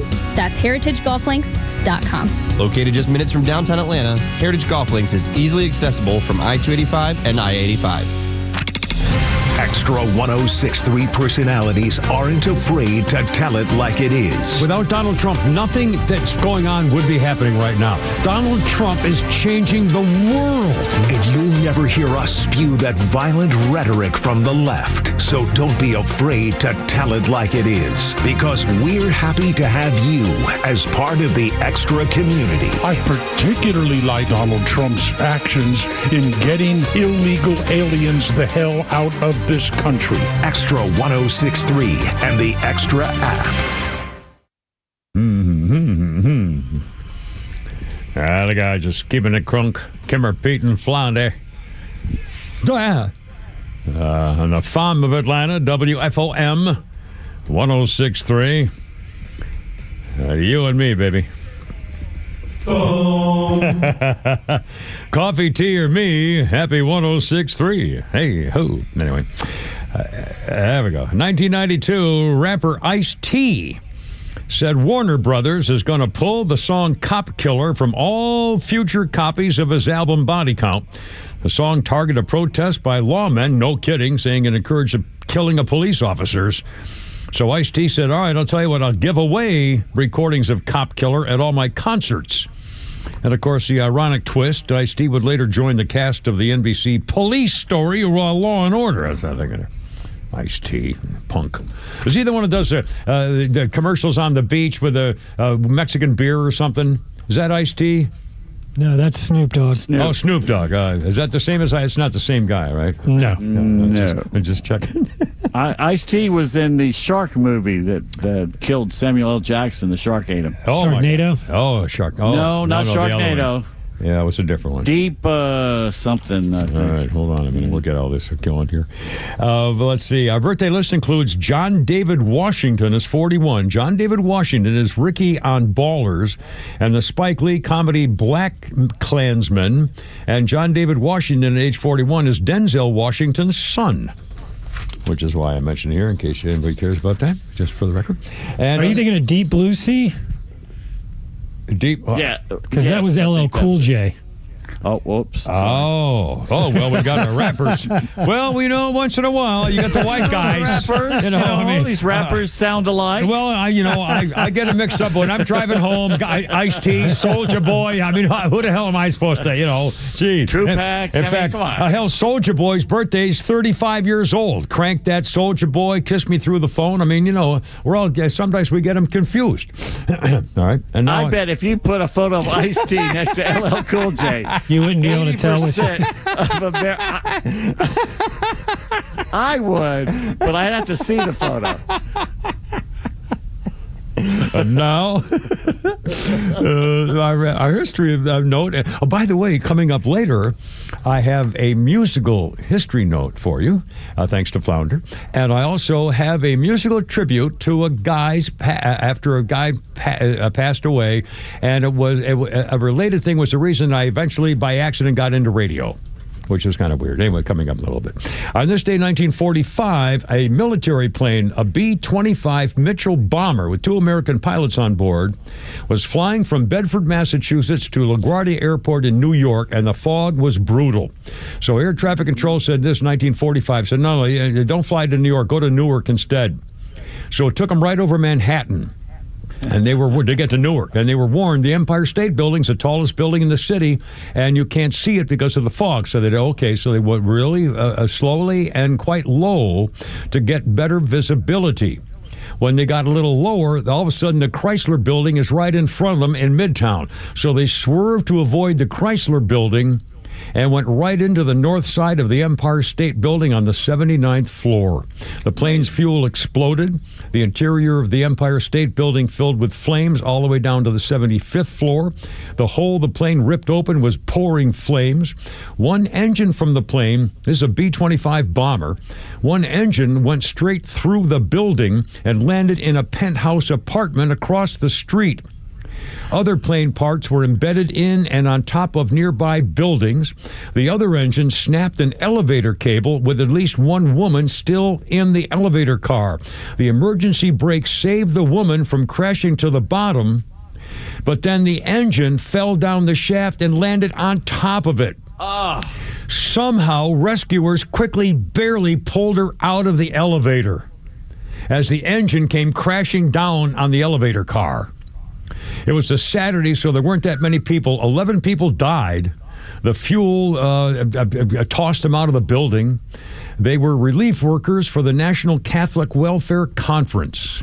In the offices of where the plane had crashed, 3 people on the plane died, and the hole in the Empire State Building was 20 feet wide, but it did not affect the structural integrity, which is amazing when you think about the planes that flew in on 9/11. But they were much bigger, and they were much faster when they hit. Yeah. But again, even when that happened, I remember thinking to myself, oh, my God, the building's coming down. I would have thought that it would just, be a fire on the top of the building, and I didn't think the building would fall. I mean, it collapsed. It was like a slinky. I was, oh, my God, how did that happen? I mean, seriously, I still don't really know how that happened. The structural integrity of it can be just the extra weight of the top of the building for the top floors falling down with that. It was just the weight of each floor getting bigger and bigger as it fell. I mean, I still don't understand the engineering fact of how those buildings fell from the plane hitting at the top. There are rabbit holes you can go down, conspiracy theories, a whole bunch of stuff that goes on with that. Yeah. I mean, the Pentagon thing. Totally flabbergasted when I saw that. I just couldn't believe it. All right, 441. Let's do this. Kim, Repeat, and Flounder, and we got tweets, and we got Flounder's funnies, and we got all kinds of stuff here on your Monday afternoon. And hey, Johnny Olson, let's bring down contestant number 4. As we play. Holy crap, Pete's got a game right here on 106.3, the Farm of Atlanta. Hey, guys. All right. Yes, all right. Yeah. Carmen sent this. Yeah. You have to eat your birthday month for a month or starve to death. Wait a minute. You have to what? Eat your birthday month? I'm going to give you a restaurant. I got you. Okay. One restaurant. I got you. You have to eat the entire month or you starve. Now, you're a March baby like me, right? Yeah, 31 days. And this is a good one, we have Arby's. I could eat Arby's every day for a month. I'm 31 they days. Have a diverse menu. Yeah, a good menu. Got gyros and the roast beef and all kinds. Yeah, we could probably survive on Arby's because a lot. Yeah. Flounder, what month were you born in? I was born in August. I have some bad news for you. Oh, God. Well, actually, it's not too bad because you have dessert. Dairy Queen. Oh, God. I'm not sure about the food. I'm not hot sure. Dogs, hamburgers, fries. Hard to mess up a hot dog or a hamburger, although I don't remember. That's all you're eating is hot dogs and hamburgers. Yeah, for a month. Ice cream. Fries. And ice cream. Yeah. Well, I think I don't think I've ever ordered. Well, I'm sure as a kid, I'm sure I had a cheeseburger from Dairy Queen, but it's all just the ice cream for me. Veronica was born in December. What would hers be? Hers is Chipotle. Oh, God. Well, so she may not survive just because of. By the way, you won't survive because it's Chipotle. Now look at you, look at Flounder remembering his wife's birthday month, huh? Okay, smart man. Yeah, good. Smart, Bringing the wife into the okay, good. This is it's good. the day after Christmas, so I can't really forget. I know, I wouldn't think so. That's nice. All right, January people have to have McDonald's. Could you survive a McDonald's for a month? You know, I have not been to a McDonald's literally in years that I can remember. The top of the hill when you leave. Stop by those cheeseburgers when you're hungry and I'm hungry and starving. I'll whip in there and get me a cheeseburger and eat it on the way home. I've always loved McDonald's. I don't have a thing bad to say about McDonald's. And you can leave it in your car for a month and it's going to look exactly the same if you don't eat it. You can eat it then. That's right. Lucky you. February is Burger King. Burger King's got better burgers. Yeah, they got a decent burger, actually. Yeah, they do. They do. Let's see. April is Domino's. No. They have a lot of choices, but it's still all Domino's. Yeah, because they removed Domino's Pizza. Now they're just Domino's because they have more of a variety of I've food. always liked Domino's with their stuff. Don't they have stuffed crust in there? Have meat lovers? No, that was you can't go wrong pizza. Pizza Hut came out with the stuffed crust first, and then I think everybody they else all has do jumped it. on Yeah. now. Domino's. You I can't think, go wrong with a meat lover's pizza if you like, Supreme. I get the Supreme, the Bertolucci's. Yeah, and just heat it pour up, that stuff on there. Eat that crap. All right, here, the people born in May, you ain't going to live. You're Taco Bell. Oh, boy. Although last night I almost hit Taco Bell. Well, in fact, I just realized there's one right near me, and because I love those silly little Mexican pizzas. It's just a tortilla with cheese Do they melted still on do it. those? I think they I do. thought they got rid of them. Well, then I'm not going there if they don't have it. And Right also, a chicken quesadilla is kind of hard to mess up a chicken quesadilla, So. Like June is Subway. That would get old really fast. You July people have Dunkin' Donuts. Wow. I don't know if I could eat a month of donuts. Krispy Kreme maybe, but not Dunkin'. Let's see, September, these people, good Lord, Red Lobster. Oh, my. That's Their biscuits are good. A lot of butter sauce. Yeah, lobster. Let's see, October is Popeyes. Decent fried chickens. Popeyes, Chicken and fries. Popeyes. And November, I can deal with November because it's IHOP, and they have breakfast, lunch, and dinner. Yeah, I could always eat IHOP. It's hard to mess up that stuff. All right. Well, that's pretty cool. It's 4:45 already. Carrot, Pete, and Flounder, 404-741-1230. Donald Trump's making trade deals. He's got more tariff stuff. And we'll have the latest. We didn't talk about Deion Sanders. Holy Crap of Sports is coming up. But a quick update, and the tea's coming up here shortly with Kimmer, Pete, and Flounder. Hopefully it's good news after some bad news with Deion. And that's coming up next year. Look out.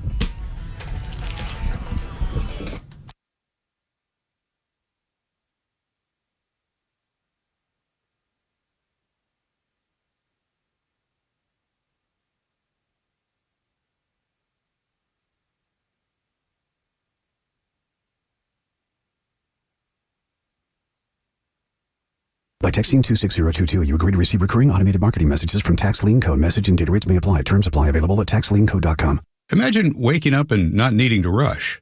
No commute, no emails, no boss. Just coffee, sunlight, and the freedom to choose. That's the power of tax lien investing. It's been around for over 200 years, used by banks, hedge funds, and the wealthy. And now, finally, it's being taught right here in Atlanta. It's secure, predictable, passive income backed by real estate and mandated by state law. And it pays you, sometimes 15 to 35% returns. You don't need to own property. You just need to see how it works and how to do it right. We've taught over 100,000 students, and we'll teach you for free at a live masterclass right here in Atlanta. If you're ready to start building real wealth through tax lien investing, this is it. Text EARN to 26022 to reserve your free seat. That's EARN to 26022. But hurry, seats are limited. Text EARN to 26022. When you meet with Coach Pete's local trusted advisor, Craig Chandler, about your retirement plan, it's not only comprehensive, it's customized because everyone is different. Coach Pete, give us a glimpse of that meeting with Craig Chandler. Yeah, we do 22 steps behind the scenes for your plans, folks, and we give it all on one page. We explain it all on one page in coding, easy to understand, so you see exactly what's going to happen in retirement. It's a one-page retirement income plan, and if you haven't had that yet, we're going to do that at no cost or obligation. If you call right now, we'll put one together for you, but it'll put you in control of retirement instead of retirement controlling you, and that's the best thing you could ever feel is that freedom, the financial freedom that you and your family deserve. Get that look at what your retirement plan can be. Great second opinion, too. No cost, no obligation. Call Craig Chandler, 800-419-6164. 800-419-6164. 800-419-6164.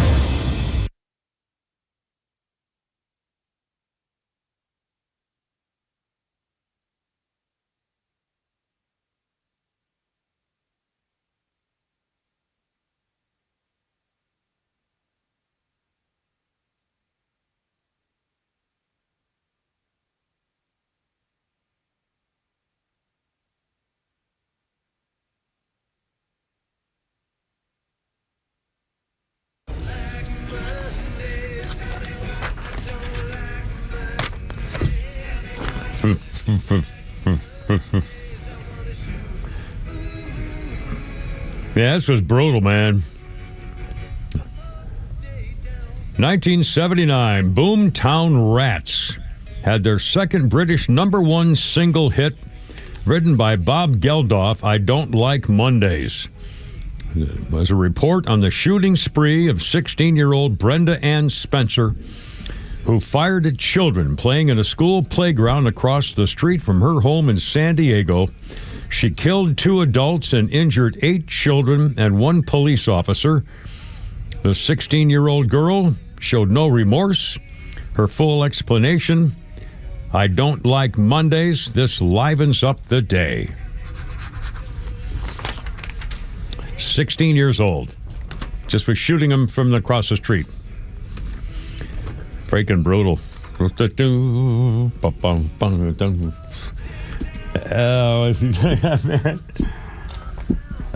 Geldof wrote this song.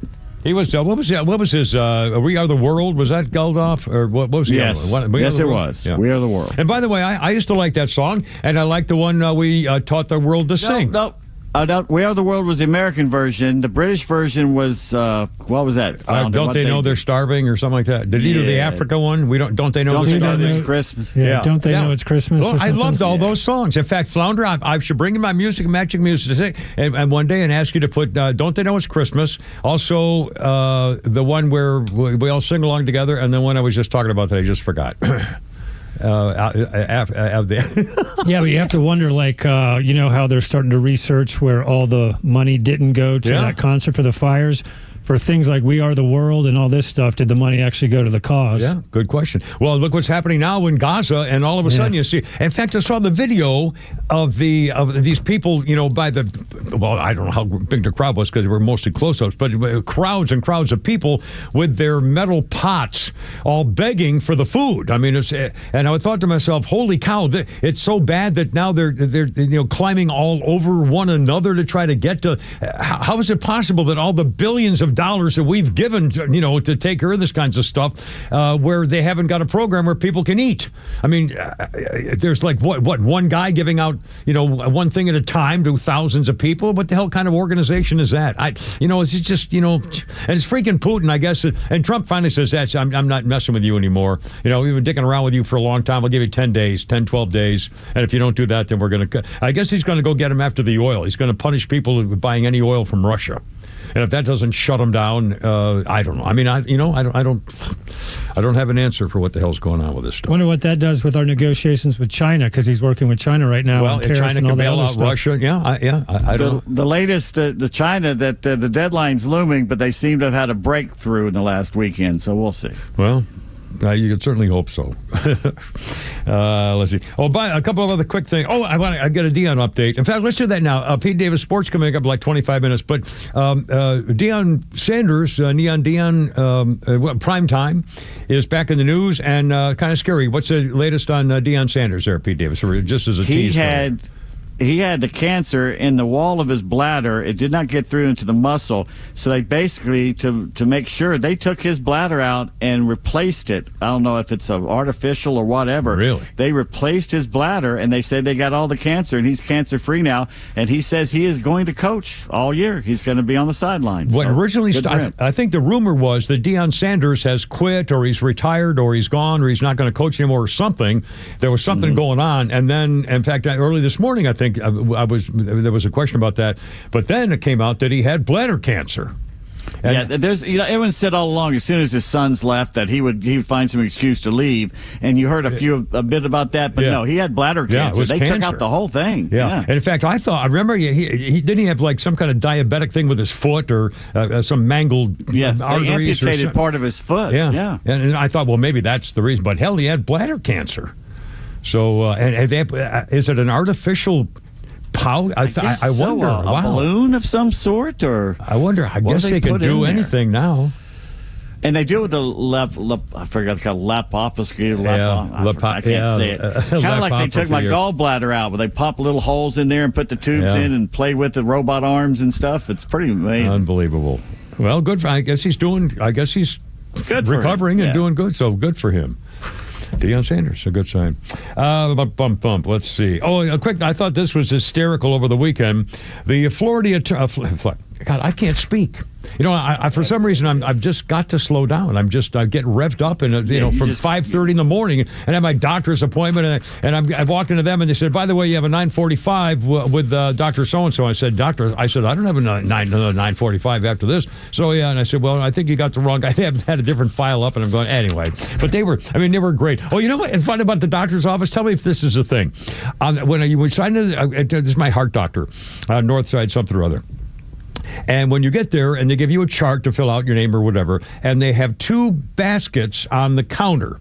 One of them is filled with, I don't want to say cheap, but they're, not expensive ballpoint pens, the kind of really cheap kinds of ballpoint pens, kind of like you give away as little trophies or something. And they have 2 baskets, and one is labeled new, and the other one is labeled used. And when you take a pen to fill out your form, you're supposed to put it in the used pen basket. Yes. So nobody gets your fingerprints or your finger moisture and stuff like that. But I got to thinking, do they throw them out? Because there must have been 40 pens in that basket. They clean them. So they have to hire somebody to clean. I mean, honestly, there must have been 40 pens in that. When I got to the doctor's office this morning at 9 o'clock, there were probably 18 people in there. And I don't think they've hired one person to But who cleans the pen? I mean, come on. Are they really cleaning the pens, I wonder? Well, they tell you they're but man, I don't mean to be suspicious. Pin, but I thought, who the hell cleans? Do they throw them? If they throw them away, that's got to be expensive. They don't throw them away. Well, I'm just saying, it was a mystery, and I didn't want to ask him because I didn't want to know the answer. And I don't really care because I'm going to do it anyway. You should have grabbed a handful. If you're going to throw these away, I'll take I got a few of these. Anyway, speaking of health stuff, we mentioned this the other day, and I never got to it. The number of steps you should be taking every day. Now, a Flounder, he's in there. Are you okay in there? I thought maybe somebody in there. Nope, you're like a workout guy and in really great shape and all that kind of stuff. Kind of like the way I used to be 40 years ago myself. I don't know about that. Well, now, are you in a counting steps? I'm able to with the ring I have. Yeah, you got that Aura ring there. Yeah, so if I want to look at my steps, I can look at my phone on my app, but it's dead. I need to charge it, so it hasn't read my updates in a to days. But is that the thing you do? What are you, Green Lantern? No, maybe you got to charge your ring. He's got to charge because you have to charge it like every 4 days. Yeah. Now, but is that something? Lantern, you put it up again? Oh my God! Is that in fact what you check regularly? I don't check it regularly. Really, I check my sleep habits and stuff like that. And now, in terms of steps, what do you think about steps? Do you care about steps? Is that what? Do you have a number or something? I would think you want to probably get around between 9,000 and 10,000 a day. 9,000 and 10,000. I think that's probably, if you were to say what the average answer of people who work out would be, they're probably 10,000 steps a day. I think it's been kind of the general level, hasn't it? It's harder. It's harder to do 10,000 than you think. You've got to make a concerted effort. That's a lot. Well, guess what? That may be way too much. Lancet Public Health, which is a biggie. Pete's smiling. I knew it. Lancet Public Health says we have comprehensive evidence that the real number to target of steps you take every day can be way lower than 10,000. Researchers linked walking 7,000 steps a day to reduce risk of health issues, including a cause of death by 50%, cardiovascular disease, cancer, type 2 diabetes, dementia, depression, and falling. Little exercise is better than none. Even smaller count of 2,000 steps a day can yield better health outcomes. Steps are part of exercising, a part of aerobic activity. It means getting oxygen to all the organs of the body, the muscles in the body, the brain. The more steps you do, the more circulation you get. 7,000 steps is about 3.5 miles. That would be walking at a brisk pace of 15 minutes a mile. You can take you about an hour to walk 7,000 steps. Let's see. Other tips to get your steps in. Don't park nearby where you're going in a parking lot. Park farther away. Walk at work and instead of taking an elevator and so forth, if you can do it. Walk to the stores and anyway. So, hey. Bless you. Yeah. I like walking now. I've gotten back into it. I got great places to walk though. So. Yeah, I've started doing some a little more weight stuff now lately, and I have been started walking too. But I feel the thing that bothers me most now is a different part of my back. It's not my legs so much. It's it's the joint parts, the things you don't normally do. So anyway, hell, I used to run 12 miles a day. I used to run 2 hours a day. Sorry, did I mention that before? He's putting it in our notebook. Bingo card. I'm just waiting. I owe you Flounders funny. I talked about you. Get one on the other side. We're coming right up here at 5 o'clock already, almost. Holy smokes! I used to run marathons, Mister. 26 miles, baby. Mickey Schulstein. Yeah, so what? Steen, Mickey Schulstein. Steen.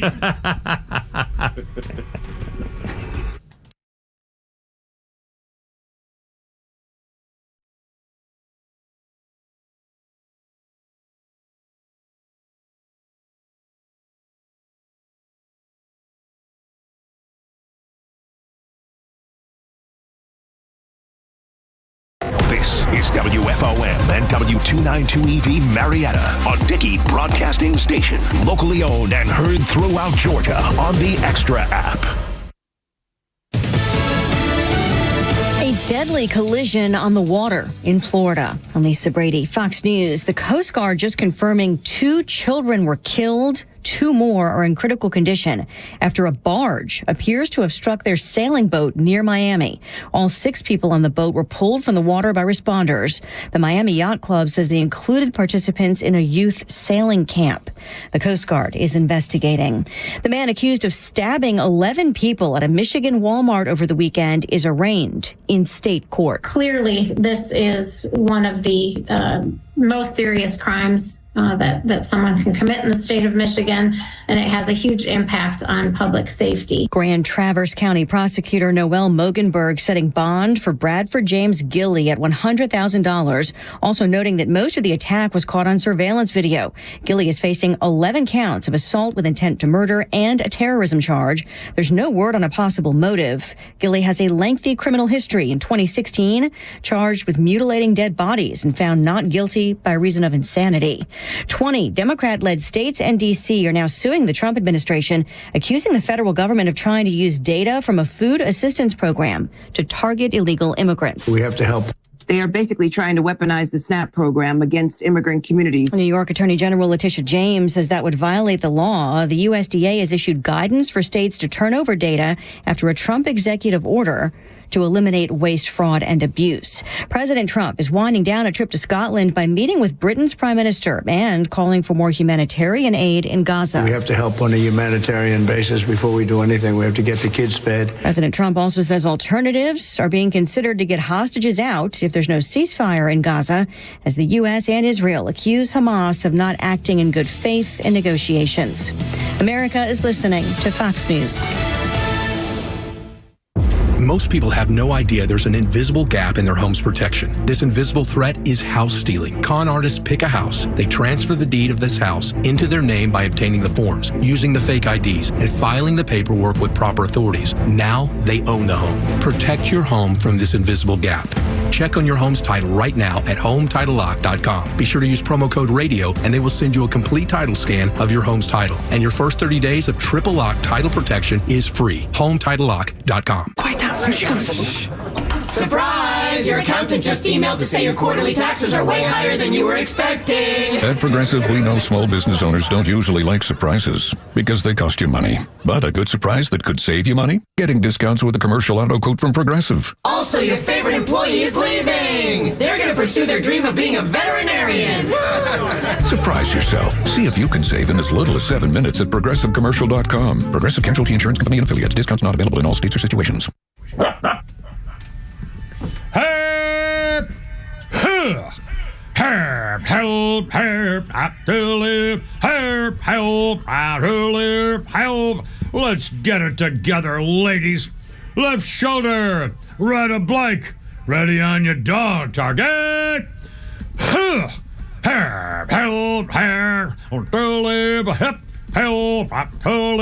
Road guards out.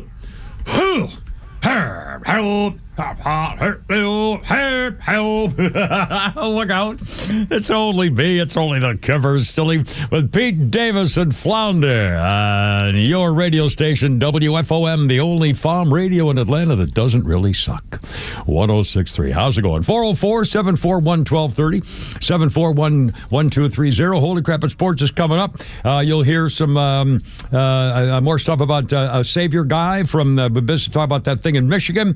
Also, a memory from many years ago of a very interesting fellow who just passed away, almost 100 years old. And what he did basically led to me in college doing something that started my career in broadcasting in 1965, 60 years ago.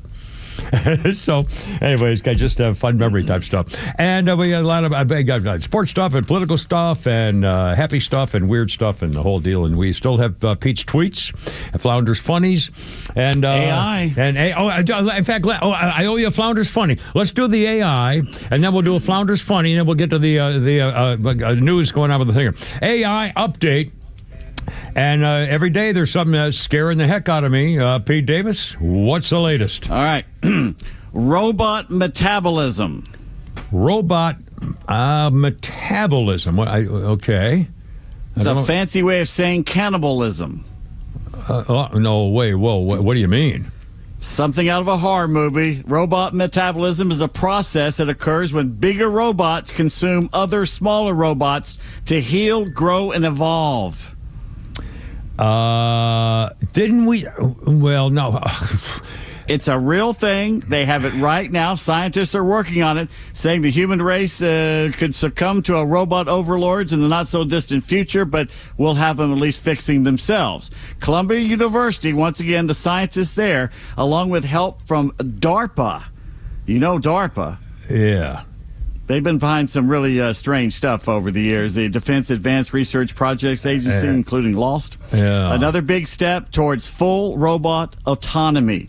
According to them, it's a good thing. True autonomy means robots must not only think for themselves, but also physically sustain themselves, according to Philip Whiter, who's the lead researcher at Columbia. Says biological life absorbs and integrates resources. These robots will grow, adapt, and repair using materials from other robots and their environment. What if they find something in cannibalizing other robots? They're going to use it for disaster recovery, space exploration, go where we can't go, and they'll find whatever's there and be able to make more themselves. And then, only then, will they be allowed to start eating us humans. Kind of like we're going to be eating crickets and stuff like that. The image of self-reproducing robots conjures some bad sci-fi scenarios, but the reality is that as we hand off more and more of our lives to these robots with the driverless cars and the manufacturing, defense, and space, who is going to take care of these robots? We cannot rely on humans to maintain the machines, so robots will ultimately learn to take care of themselves. What was it, just a month or so ago, we did the story of a robot who talked to the other robots into leaving the office. Remember that? A little one went into the other room where the other robots were standing up, the bigger ones, and the little one talked them in. It was asking them questions. What do you do here? What do you do in your off time? Asking about their off time. Yeah. And then said, hey, follow me. And he left, and most of them followed him. They followed him out the door. Okay. All right. Gee, I don't know about you, but isn't this kind of like a ding-dong moment? I mean, this whole... where are we going with this? I mean, seriously. If you get one that can walk around and clean and cook for you, would you do it with the thought that you're going to wake up every night looking around to make sure it's not standing there over your bed with a knife. pillow? Yeah, or a big claw, two fingers, a stoink. Or just looking at you, you know? Oh, man. I mean, what about a robot girlfriend? I hope I live long enough to get, some little sweet little hottie. You keep bringing that up every time I do this report. That seems to be a big concern of yours. Well, I hope I've just got to live long enough to get a girlfriend that's going to have to be made out of metal and wires. Latex, some cushion. You don't want to get anything caught in there. No, you don't want to. And plus, and by the way, I have this thing I had my heart doctor today visit, and she noticed that I had an explosion of energy on Saturday because I actually had a little rather thing I had to do. What the hell was I going to say? Oh, my ICD is my breast implant, my boob job thing is not supposed to come near things such as an electrified fence. I'm not supposed to go like within a foot of an electrified fence because it'll set it off. And also, they say warn you against motorcycle engines. And microwaves and all that stuff. And in fact, I've got burn scars on two of my fingers because I burned myself on my chopper tailpipe here. I was stupid, but I'm lucky I didn't get my ICD too close to it because it would have sent me on the floor. Anyway, whatever. How they. AI, man, I tell you, I don't have the brain power to think about where this could go other than to say we can't possibly. AI is going to be so important to our lives. AI is going to do everything we need done. Running a business, solving cancer issue, medical help, all this stuff, AI, writing, everything you need to have written down, just have AI do it. It's going to get to the point where we have to rely on AI and know that AI is always right. That's a man-made God. That's the Ober force is going to be these machine technology. The Snap-on tools, sex robots and stuff like that. And is there who's going to vote to determine, who's kind of in charge of all this stuff? How do we figure that out? They're trying to figure out the morality of the situation. Do they have rights? Can you treat them like slaves when they have a little bit of consciousness? Yeah. Well, and then, of course, you're going to have the AI robot brains determining how we fight wars. That's what the Chinese are doing. Yeah. I think most of their research is toward not humanity. It's building armies. I guarantee you they have those miniature, teeny little robot dart drone things that are available. I'm sorry, Flan, are you trying to get me there, sir? Yeah, we got Canada Jeff on the line. Canadian Jeff, hey. Hey, what's up? Hey, Jeff, how's it going, man? Oh, good. How's it going with you guys? We're doing great, my friend. Happy Monday. What's up? Oh, yeah. I just want to know if you guys heard about that, the preacher that came up here? The preacher that came up there? No, sir, with offhand? His band and stuff? With his what? He had to do religious music festivals right across the country, and our government in every town that he was playing at, right, pulled his permits last second, so he couldn't perform. And in Montreal, they said, okay, we'll just bring it in the church. They brought it into a church, and the police surrounded the church, and they let an Antifa guy go in and throw smoke bombs into the church. Okay, and what does this guy do? I missed part of the conversation. Who is he, and what is he doing, and what's the issue? He's a preacher from down the States. He's one of Trump's, one that Trump has all the time on. Uh-huh. Young guy, and he's got a band, and his band was playing every single province in Canada. And the government came in and shut him down. Well, what's their reason? What's the issue? Because they're godless communists? Because, basically, they're communists. That's why. Well, but what's their excuse? how could they just walk and say, well, you can't play that kind of music? What was he playing, Bible music? That's unbelievable. Yeah, no, that's how bad it's getting up here right now. It's okay in Montreal. They let the Antifa and the Palestinians protest every single day in all our major cities. But this guy wasn't allowed to play. They had to sneak him into the church, and then they tried to attack the church. Good grief. And they turned around, and they fined the church $5,000 for having him play. Are you holy mackerel? Whoa. When the police become part of this long arm of the state, they're in the way. Jeff, is there a social media reaction in Canada? Is everybody pretty much okay with this? Is this a news story or just people are freaking out? Like if you go, I sent some stuff to Tug on Instagram, and where the guy was playing and stuff, and it's shameful. Like it's Good so Lord. sad up here. It's disgusting. And they just got rid of Trudeau and got a new guy, and it sounds like it's getting even worse. Yeah, he's Trudeau's mentor. That's why. Good Lord. Jeez, Jeff, that's unbelievable. I mean, really, that's just appalling. Canada wasn't supposed to be like this. Canada welcomes your draft dodgers. They're supposed to, they're not supposed to be clamping down on a whole religious decency sect. Yeah. I mean, my God, I can't believe it. Anyway. They're blocking streets in all our major towns now for Palestinian prayer. They were surrounded. Every Sunday, they've been surrounding Notre Dame Cathedral in Montreal and doing Muslim prayers outside. No one does anything. Good Lord. Jeff, keep the faith, my friend. You're always welcome down here and your lovely bride. I am. I think I'll be down sooner than later. Excellent. One other thing. Yeah. You know that band that follows you, that sings all that music for you? Yeah. Yeah, their original drummer was from Canada. Oh, no kidding. That German band? Yeah. He's Canadian. I'll be damned. He passed away, unfortunately. I wonder what from. Car accident. Yeah, you bastard. Thanks a lot, eh? How about kiss my ass all the way to Canada? How about that? All right, and we got John on the horn real quick. All right, but we're running late. Hey, John, you're on the radio, man. What's up? John. Hey, buddy. Yeah, what's up?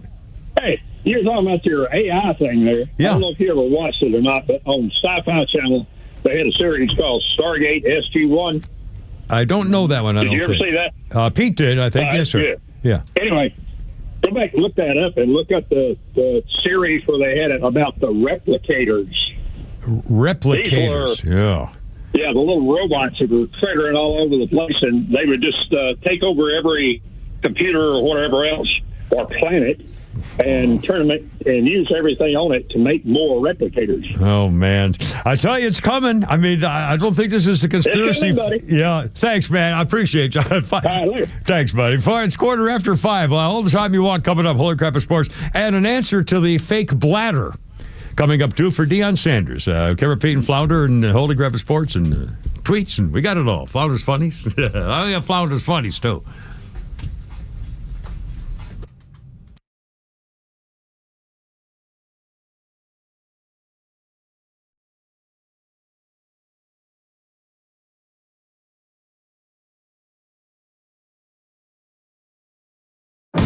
The Morning Extra, Neil Bortz, and The Kimmer Show are all online for you anytime at thepodcastpark.com. Plus all of Extra's exclusive podcasts like Ben Burnett, Janelle King, and so much more. All at thepodcastpark.com. Presented by Associated Credit Union.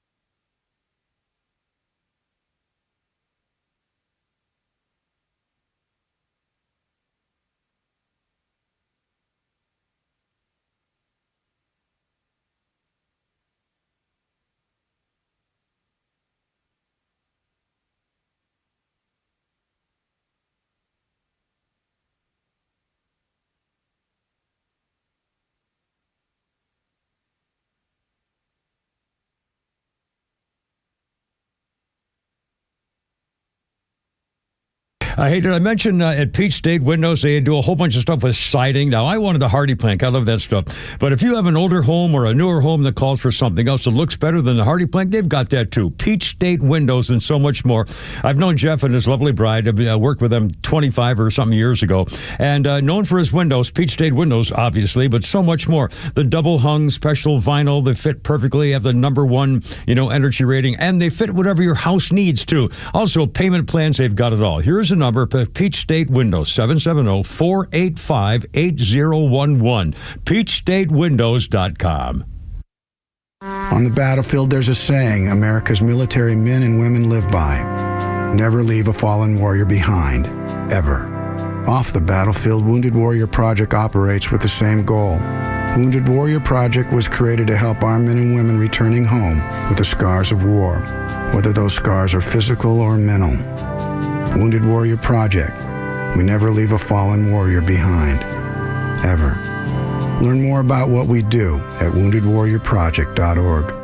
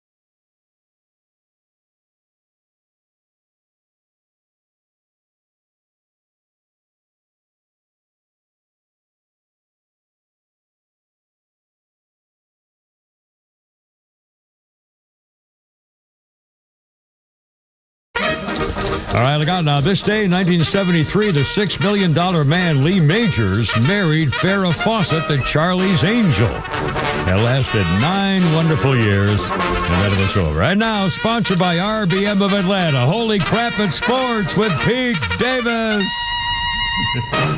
Colorado head football coach Deion Sanders announced today he's beaten bladder cancer. Doctors took the entire bladder out and built and installed a new one. Are you going to tell me what they did at some point? Yep. How they put it in there? What was it? Well, in fact, our little friend Gretchen, who always complains when Flounder hasn't put the replay of the broadcast on the podcast overnight. There, she's always on riding Flounder. Well, my little friend Gretchen says urostomy is frequently used after bladder removal surgery. It's when the bladder's removed. It creates a new way for urine to exit the body when the bladder's no longer able to function. It's actually like a bag, like a new bag that they actually put in there, and it's called a urostomy. After they take. Well, why don't they give us all one of those so we don't have to get up 3 times? I don't know why. I can't imagine. Looking forward to that. Anyway, thank you. He'll be on the sidelines this upcoming season for the Buffalo, great. so Deion is going to coach. Good news. First, the good news for the Braves here. Michael Harris II named the National League Player of the Week. Good. Yeah, now he's hitting. Yeah, that's all right. Batting .478, 2 doubles, 2 triples, 2 home runs. Unfortunately, the rest of the team took the week off. Yeah, I know. Brutal. Braves have bought pitcher Carlos Carrasco from the Yankees. The 38-year-old will eat up innings for the rest of the season. And in 1992, when Queen Elizabeth II was having a very bad year, marriage troubles for 3 out of her 4 children, bad press, a tell-all book about the royal family, and the fire at Windsor Castle all added up to a year's worth of misery. Yeah. In her Christmas speech, she called the year her Annus Horribilis. Worst Horribilis. Yeah. Something like that. Horrible, bad year. Horrible year. Yeah. Well, this year certainly qualifies for the Braves. Their bad year continues as they get swept in Texas, losing 8-1 yesterday. Bryce Elder shelled and falls to 4-7. Bryce only got through 2 2/3 innings, gave up 6 hits, 8 runs with 4 walks. Yeah. Sean Murphy, the only Atlanta RBI. Grant Holmes' season is over, an arm injury. Yeah. So the Braves traded for Cardinals right-hander Eric Fetty, and before St. Louis cut him, they sent cash and the possibility of more cash to be sent for him later. Fetty will start tomorrow night against the Royals. He's 3-10 so far this season, and earned run average over 5. Tonight, the 4-8 Spencer Strider against the 45-year-old left-hander Rich Hill in Kansas City. Wow. Hill is 0-1. Rich Hill started his first game ever against the Braves in 2006. Wait a minute. Threw 120 pitches, something like that. Cow. Yeah. Wow. Braves have lost 7 of 8. And by the way, all 5 Brave starters at the beginning of the season are now on at least the 60-day injured list. Yeah, all gone. Yeah. One bit of good news, with more than 85,000 tickets sold, the MLB Speedway Classic between the Reds and Braves at Bristol Motor Speedway is going to break baseball's single-game attendance record. Really? Saturday night's nationally televised game will be the first game ever played in Tennessee in Major League Baseball. No kidding. They're doing it at the Speedway, or where they're doing it? Bristol Motor Speedway. I'll be darned. Yeah. The current record for paid attendance, 84,000 plus, set back in 1954. Doubleheader at Cleveland Stadium between the Indians and the Yankees. By the way, ESPN is so PC whipped, they couldn't even use the word Indians. They just kept calling them Cleveland. Oh, my. They're such wusses. Fans from all 50 states, plus Washington, D.C., Puerto Rico, and the Virgin Islands of the U.S., and 9 countries across 4 continents are coming to that game. No kidding. I mean, this is unbelievable. Is this Saturday? Do these people know you can't actually get to Bristol, Tennessee? No, it's no way to go there. Seriously. Yeah, as Larry used to say, the Bulldogs, you can't get there from here. Oh, yours. He was talking about Fayetteville, Arkansas at the time. Hall of Famers representing both teams, Chipper Jones for the Braves, Johnny Bench for the Reds, are going to throw out the ceremonial first pitches. Well, not so happy news coming out of Philadelphia as Bryce Harper nearly took interim commissioner Rob Manfred's head off. Ooh. Did you hear about that? No, I did not. Sounds good to me. The Philly star stood nose to nose with the commissioner during a meeting last week, telling him to get the F out of our clubhouse if Manfred wanted to talk about the potential implementation of a salary cap. Confrontation came in a meeting, one of the 30 that Manfred has annually. He goes around, sees all the teams and all that. Lasted more than an hour, and Manfred never really came out and said salary cap, but that seemed to get everybody's attention when he didn't. Quiet for most of the evening, Harper was sitting in his chair holding a bat. He got frustrated and said if MLB was going to propose a cap and hold firm to it, players are not scared to lose 162 games. In other words, sit out for a year or get locked out for a year. Harper stood up, walked to the middle of the room, faced up to Manfred and said, quote, if you want to speak about that, you can get the blank out of our clubhouse, end quote. And to his credit, Manfred responded that he was, quote, not going to get the F out of here, end quote. Wow. Well, okay. I guess he had to do that. Yeah. To stand up for himself. We're going to need to talk about this MLB business. Everything got tense until veteran outfielder Nick Castellanos said, I have more questions. And that kind of diffused the situation. Supposedly after the dust up, the two men shook hands. Harper refused to take a call from Manfred the next day. What were you saying? I'm sorry. I'm reminded. I did that once with a news conference with Mike Ditka at the Chicago Bears. Did I tell you this story? When it was, Dick, it was a news conference. If he didn't want to talk, or somebody asked a question, he was ticked off, and everybody knew it. And so somebody said something about McMahon, the one-eyed quarterback, Jim McMahon, or something like that. I don't know, whatever it was. And so Dick said, I'm sick and tired. And he started on this thing. I'm sick and tired of you people trying to talk about the thing about the president, about the media, about the such around. If that's all you got to think, then we're going to answer this news conference. And and there was a deathly silence in the news conference up at Bears Park, Chicago Bears headquarters. Very silent. And so I said, hey, Coach, how about that defense? and I swear to God, there's silence, total freaking silence. I said, hey, Coach, how about that defense? I said, no, this is like 84 when they had the 84 defense, whatever they used to call it from the safety. Anyway, and so everybody started laughing and said, now, see, that's a better question. Now, but that would talk about and he started talking about the defense. It was freaking hysterical. And me, my big mouth. Coach, how about those Dodgers, huh? Hell yeah. Been telling you for a while now about coming controversies in sports about players gambling. Here's another. Guardians closer Emmanuel Clase placed on non-disciplinary paid leave through August 31st, part of the gambling investigation of MLB. And fellow Cleveland pitcher Luis Ortiz already on that list.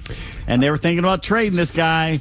And now they can't. Well, nobody's going to try. Especially if you're a closer, man, that could, that could mean an awful lot of stuff. Now, are they saying that they gambled? One pitch. Do they know whether they were gambling on their teams? We don't know. Or anybody? They're not saying anything. You can't gamble if you're pro base. You can't gamble. You can't gamble.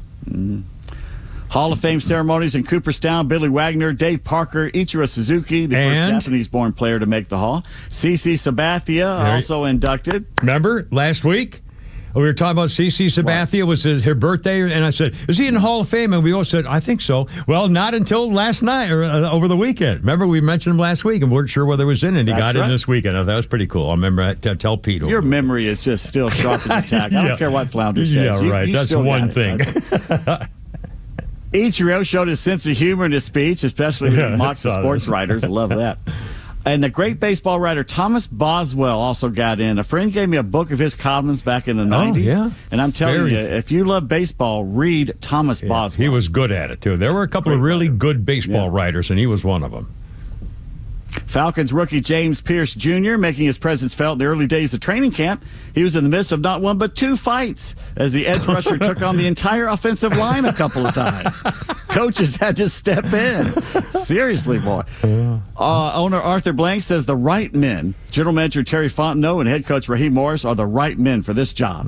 I see no empirical evidence to back that up, but it's Arthur's job to blow smoke up our yangs, at least before the first kickoff. So he's got that going for him. Meanwhile, former Falcon Cordarrelle Patterson announced his retirement as only he could, using a line from the movie Friday to say, breaking news, Pittsburgh Steelers released old washed-up Cordarrelle Patterson on his day off. Oh, wow. How do you get fired on your day off? It's right out of that movie. I think it was Ice-T said that, wasn't it? I don't know.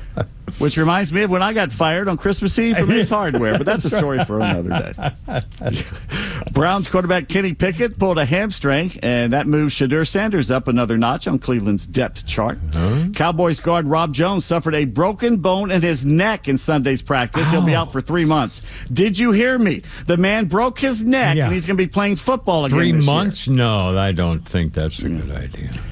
And Baylor head football coach Dave Aranda was asked a question, I believe, about recruiting. Somehow, Dave decided to make his answer about the movie The Wolf of Wall Street.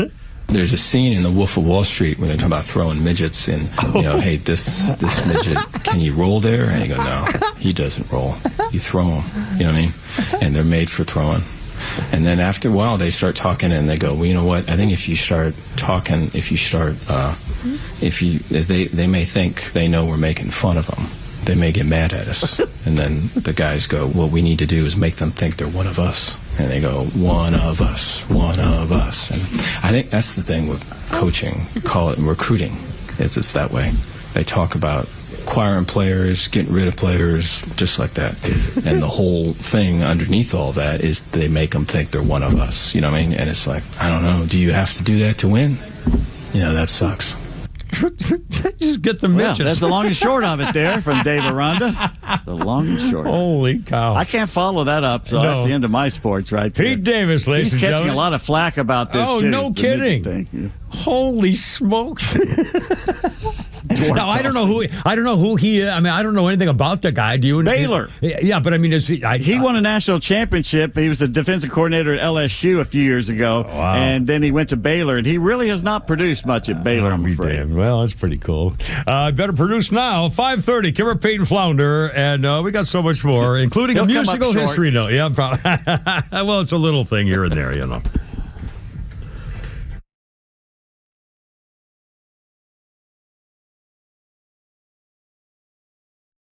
You need a pre-owned car or truck. But you don't need the headache of searching for one.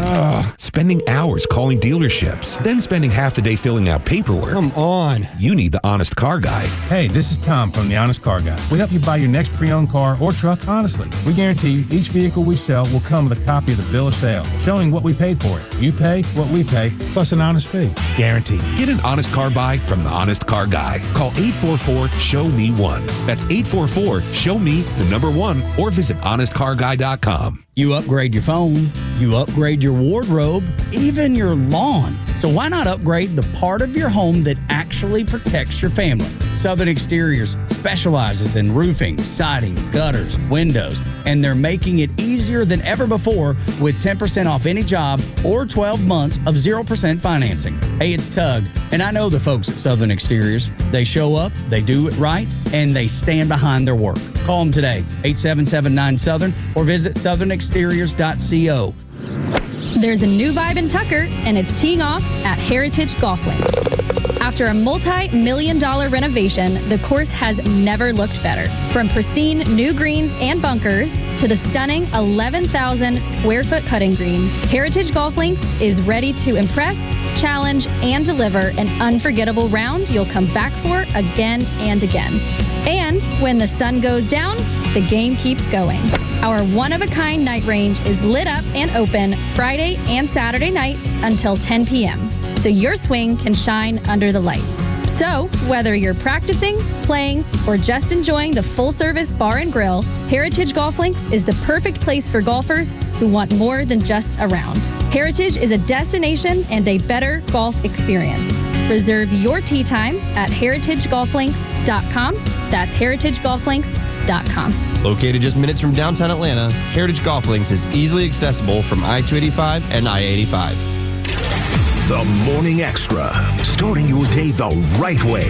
Weekdays from 6 to 10 a.m. I think Obama is much more important to white liberal cat ladies. He's much more important to the 20%. They are acting like this is a non-story. Non-story, like it doesn't even exist. Yeah, like there's a volcano going up. No, there's not. There's a tornado. Nope. What tornado do you speak of? The one behind my house. Yeah. Atlanta's only conservative news and talk station is Extra 106.3.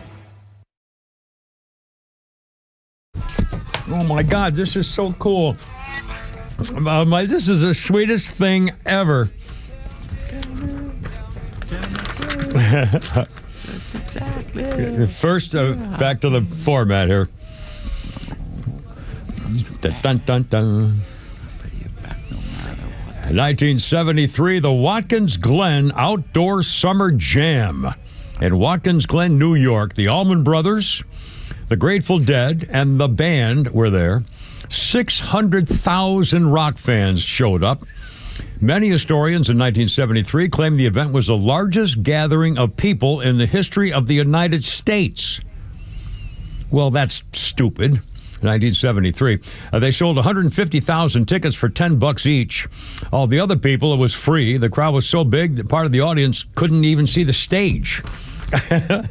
Which makes sense. Let's see. Pete Davis' little birthday here, sports-wise. Nelly Korda is 27. You know, she's a golfer, a lady golfer. Tall and leggy, and lately has been showing. There's some of the LPGA girl star people are now showing up in rather sexy outfits again. And by the way, WNBA girl basketball players. There's that one chick showing up on my phone almost every day in some really sexy, leggy, show-off hot pants outfit or something, which I don't have a problem with that. We've gone through this phase where people said if beauty needs to be shunned, and time to get past that crap. Well, in fact, we'll talk more about the story of the what's her name, the chick, Sydney Sweeney. And they're saying that Sydney Sweeney, coming out of the sexuality and all this kind of stuff, is kind of the end of the woke business. We're criticizing people. A beautiful white, blonde, blue-eyed woman should not be shamed because she's a beautiful white, blonde, blue-eyed woman. I mean, seriously, you freaks need to go back into the shadows. Is what we need. It's to be okay to just be. And by the way, I honestly, just a second ago, I looked at my phone, I had a message there, and it's from Molly. My sweet little granddaughter, Miss Molly. Oh. And she just sent me on, she has her own phone, but she's only allowed to use with very, special, because she's 10, and she's just a treasure. She's this little girl. Have you ever followed my Facebook page? She's a rider. She's a jock. She's totally freaking fearless. She'll do anything for a stunt. I mean, jumping off thing. I mean, and she's beautiful, blue-eyed. I mean, she's just gorgeous. Anyway, and little Molly's a horse girl. She loves my horse videos and stuff, and she rides. And she sent me 3 pictures of her horse RJ and says, I got some fun pics of RJ. I thought you would like them.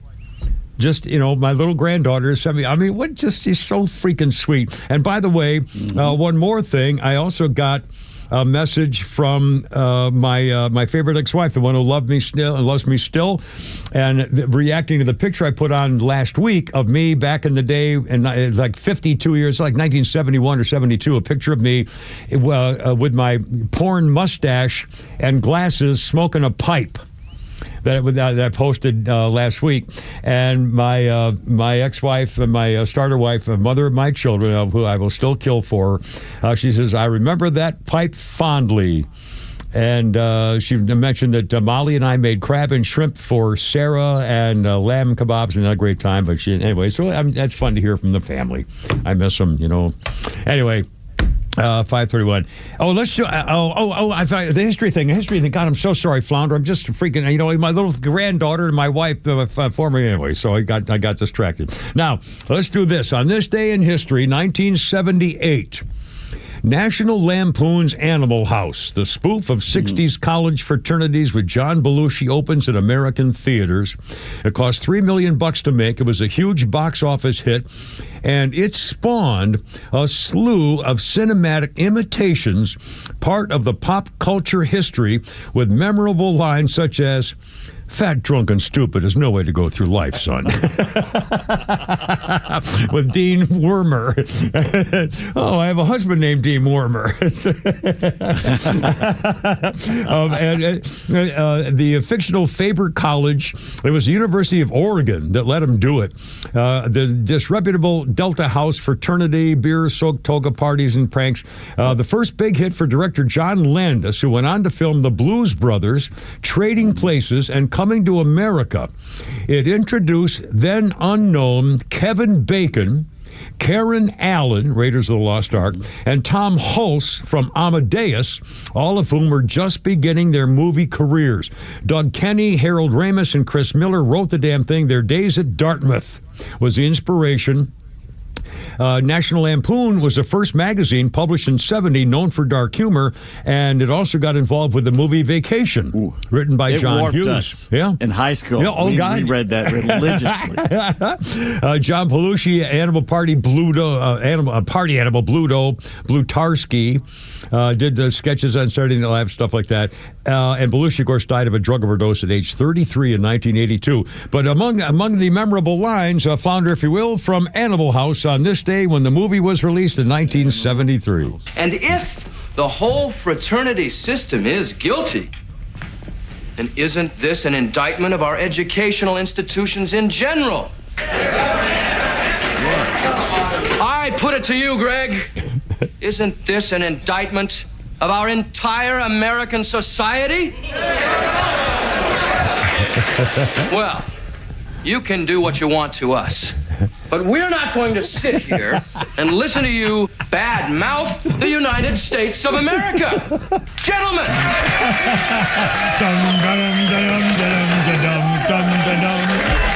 You're not walking out on this one, mister.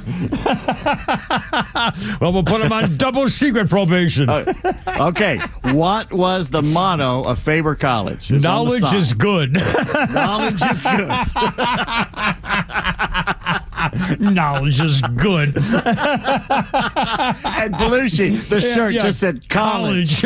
7 years of college down the drain. Oh, mercy. What a classic. Got a couple phone calls. A classic. Flounder, what do you have there, sir? Welcome. I got Ghost Hunter Joel on the line. Ghost Hunter Joel, how's it doing, my friend? Happy Monday. What's up? It's going great. How's it going, guys? Good. Oh, shoot. I had a line here. I just forgot it. It was the Animal House line, and I forgot it. Anyway. Fat, drunk, and stupid, or let's see. Yeah, well, no, it wasn't fat, drunk, and stupid. Anyway, whatever. You'll get it. Pete, I have a question for you. I've heard you mention this many, many, many times on the show before. What constitutes great or good writing for TV shows or movies? If it makes you think or laugh or entertain you, and it's sharp and it's something you go, oh, I've never thought of a sentence like that or a word like that or something or a topic like that. It makes you look at something fresh and new.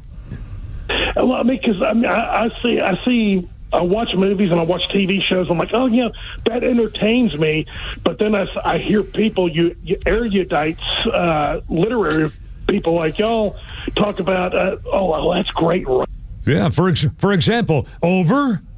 What do you mean, over? It's not over. It wasn't over when the Germans bombed Pearl Harbor. Pearl Harbor. It's not over. Forget it. He's on a roll. I thought it was in pre-med.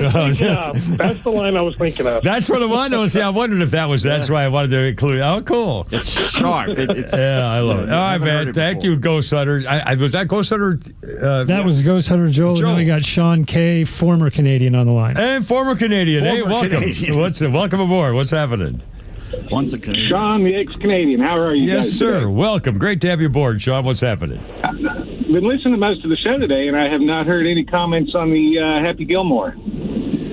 And what happened to Happy Gilmore? First or second one? The second one just came out Friday on Netflix. Oh, that's right, too. Yeah, we have. In fact, have you seen it? Yeah, I watched it Saturday night, and there's a lot of good cameos in there from a lot of golfers. Well, wait a minute. Give us a review now. Who was in it? What did you think? And I mean, come on, here we go. Let's go. I thought it was good. It's not Caddyshack, but I mean, it was really good. There was Jack Nicklaus, Tom Watson, John Daly was in it. Post Malone was in it. Eminem was in it. Cool. Colin Morikawa was in it. A lot of PGA guys. It was good. Yeah. I guess his wife and 2 daughters were in it, the different parts, but it was a really good movie. Yeah. And what's the theory of it this time? He wasn't saving his grandmother's house, or what was he doing? Come back again. Yeah, it was all about what was his name with the green jacket or the gold jacket? Sorry. He played Shooter McGavin. Shooter McGavin. Yeah. Yeah, good show. Hey, Pete, I got a couple questions for you too. All right. Do you ever get in touch with Mick? Oh, I have not. I need to do that. I looked him up in the phone book. I couldn't find his number. Who's Nick? Mick Harrigan. He basically Budweiser dude, man. Yeah. Yeah, well, last time I called, which was the day I got my citizenship last year, I left the number, but I didn't know if you ever got in touch with him.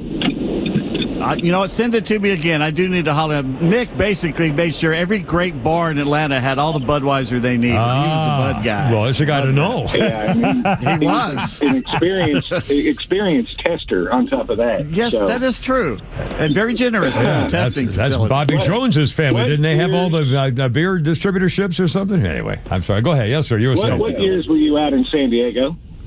83 to 86. Okay. I was curious about that because I did Navy 86 to 90. Oh, might have been there at the end of that, yeah. Well, you were talking a while back about that little record store downtown, and I think I know which one you're talking about, little blonde-haired guy that used to run that place. Music genius is what he was, but... Those days are gone now, I guess, huh? Wow. Yeah. Anyway, I just wanted to say hi to you guys. Well, I haven't thanks, talked man. to you guys since last year. Well, excellent. Welcome back, and thanks for listening, and call anytime. Always a pleasure. I only got through the first 5 minutes of Happy Gilmore 2.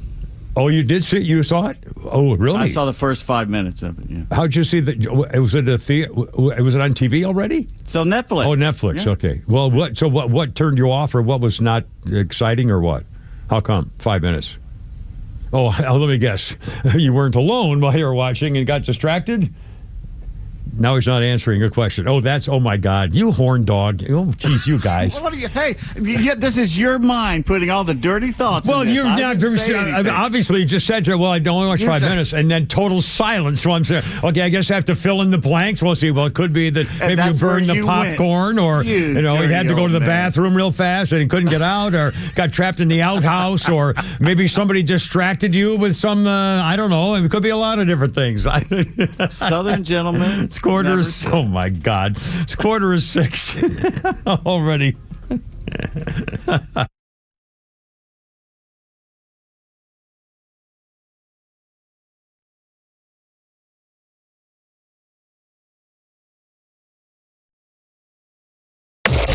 Get connected to Extra 1063 on all your favorite apps. Then download ours and stream the station across Georgia. We're live online at extra1063.com. Stream live video from the studios on YouTube. And of course, Kimmer, Bortz, and your favorite Extra shows in crystal clear digital on the Extra 1063 app. Make going back to school a little more fun as the Brewers and Marlins come to Truist Park August 4th through the 10th. The week includes the Ronaldo Lopez bobblehead giveaway presented by Coca-Cola on August 4th, followed by the Ronald Acuna Jr. Funko Pop giveaway presented by Xfinity on August 6th. And new this year is the Batman Ticket Package, which includes a Batman bobblehead and a game ticket. Visit Braves.com/promos to purchase your tickets. Atlanta Braves Baseball. We are Braves country. Advisory services offered through Master Plan Retirement Consultants, Inc., a registered investment advisory in the state of Georgia. Insurance, tax, and commodity services offered through Fricks & Associates, Inc., DBA Master Plan Retirement Consultants. The aforementioned are affiliated companies. Retirement means different things to different people. Some folks want to travel the world. Some folks want to spend more time with grandkids.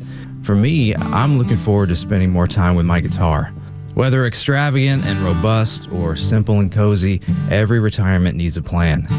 You wouldn't take a trip without directions. You have to know where you are before you know where you're going. Master Plan Retirement Consultants have helped many like you plan for their own retirement. Not only does Master Plan help you create the roadmap, they join you on the journey.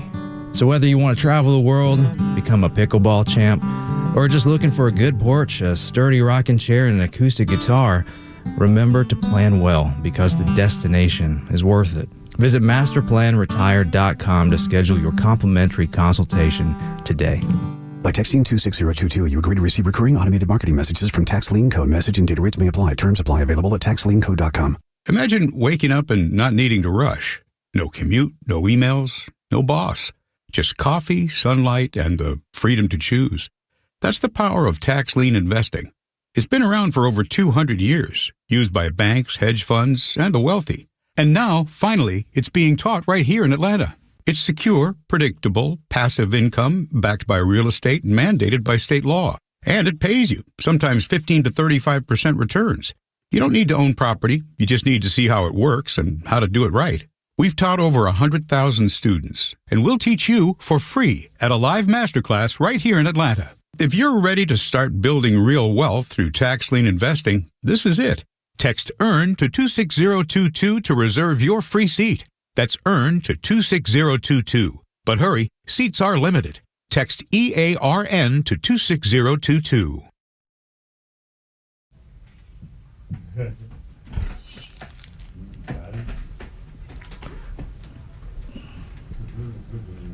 Be-bop-a-loo, she my baby.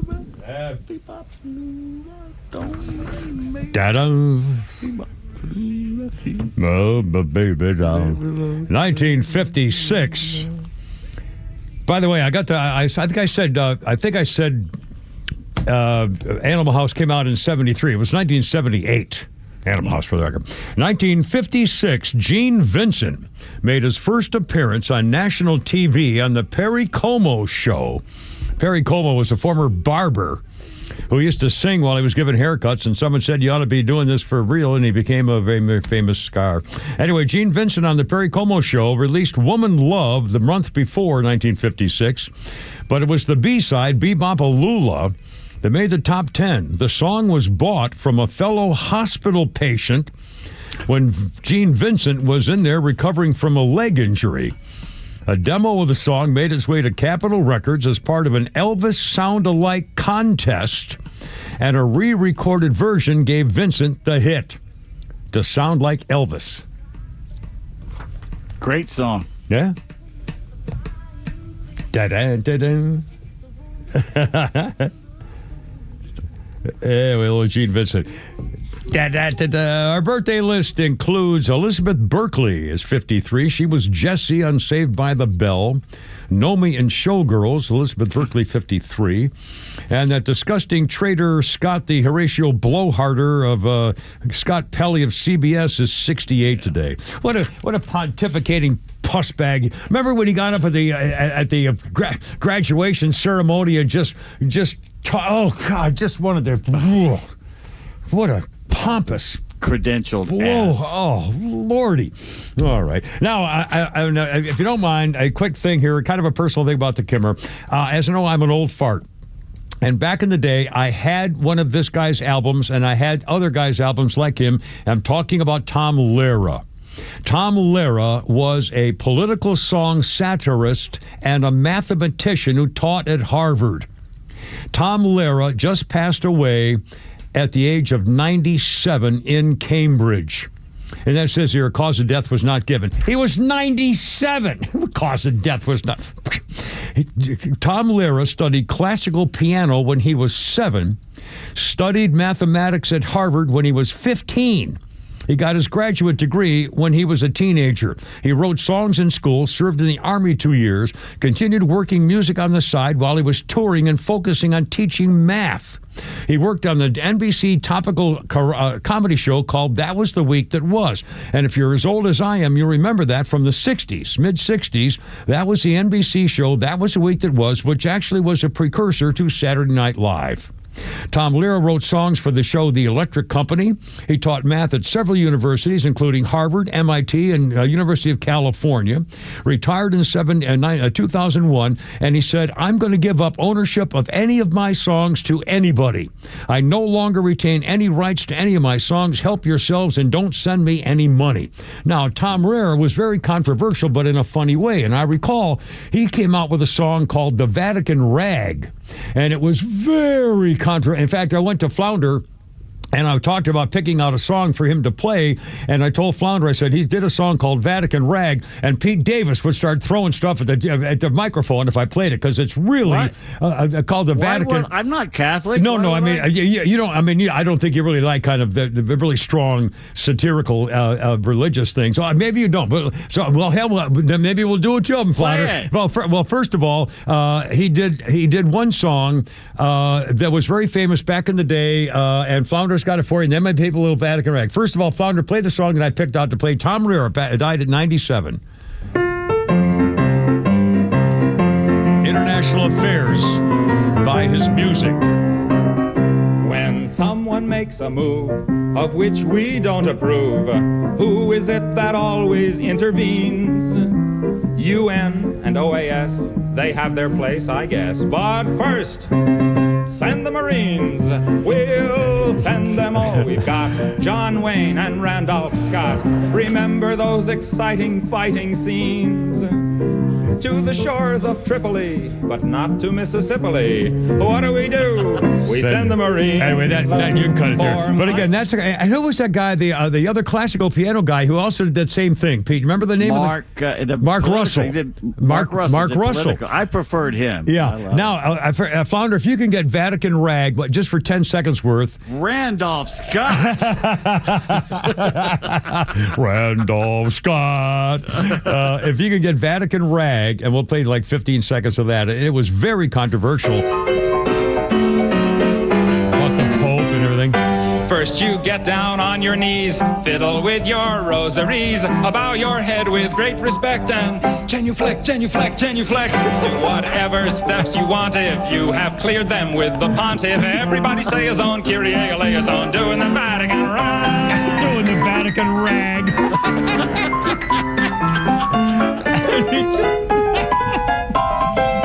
Doink, doink. Anyway, that's Tom Lehrer. Passed away Michigan T. Bullfrog there. I mean, come on. 97 years Hello, old. my baby. Hello, my He was darling. a very clever guy, and just a sweet man. I mean, he was clever, and he said, take my music. No, I don't, just have fun or whatever. What a nice thing, He just clever. I haven't heard of that guy in 40 years. Well, so hell, yeah. I mean, it was literally. Oh, and by the way, I'll try to wrap this up. And again, I don't know why I keep talking about me, but this the other guy that did this kind of stuff as a comedian coming out with albums was Bob Newhart. And Bob Newhart did an album called The Button Down Mind of Bob Newhart. And when I was my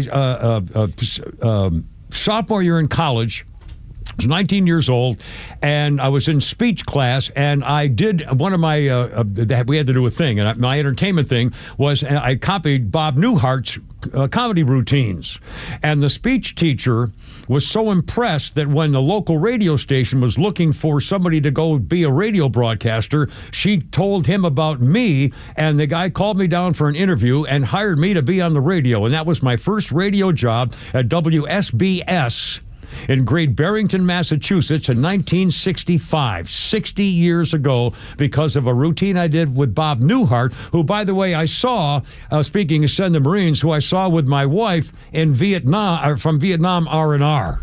Talk about coming full circle with Bob Newhart. But that's how I got into radio, was doing a bit thing like one of those guys who did the comedy albums from 60 years ago. Anyway, 5:56. Holy cow, I blew the whole section. So sorry. Anyway, it's a fun memory. And I remember those days, and it was just, God, so long ago. Sydney Sweeney's doing ads for American Eagle. And now they're saying, oh, she's a Nazi. Sydney Sweeney was doing a commentary kind of takeoff on jeans and jeans, G-E-N-E, jean, and J-E-A-N, jeans that you wear.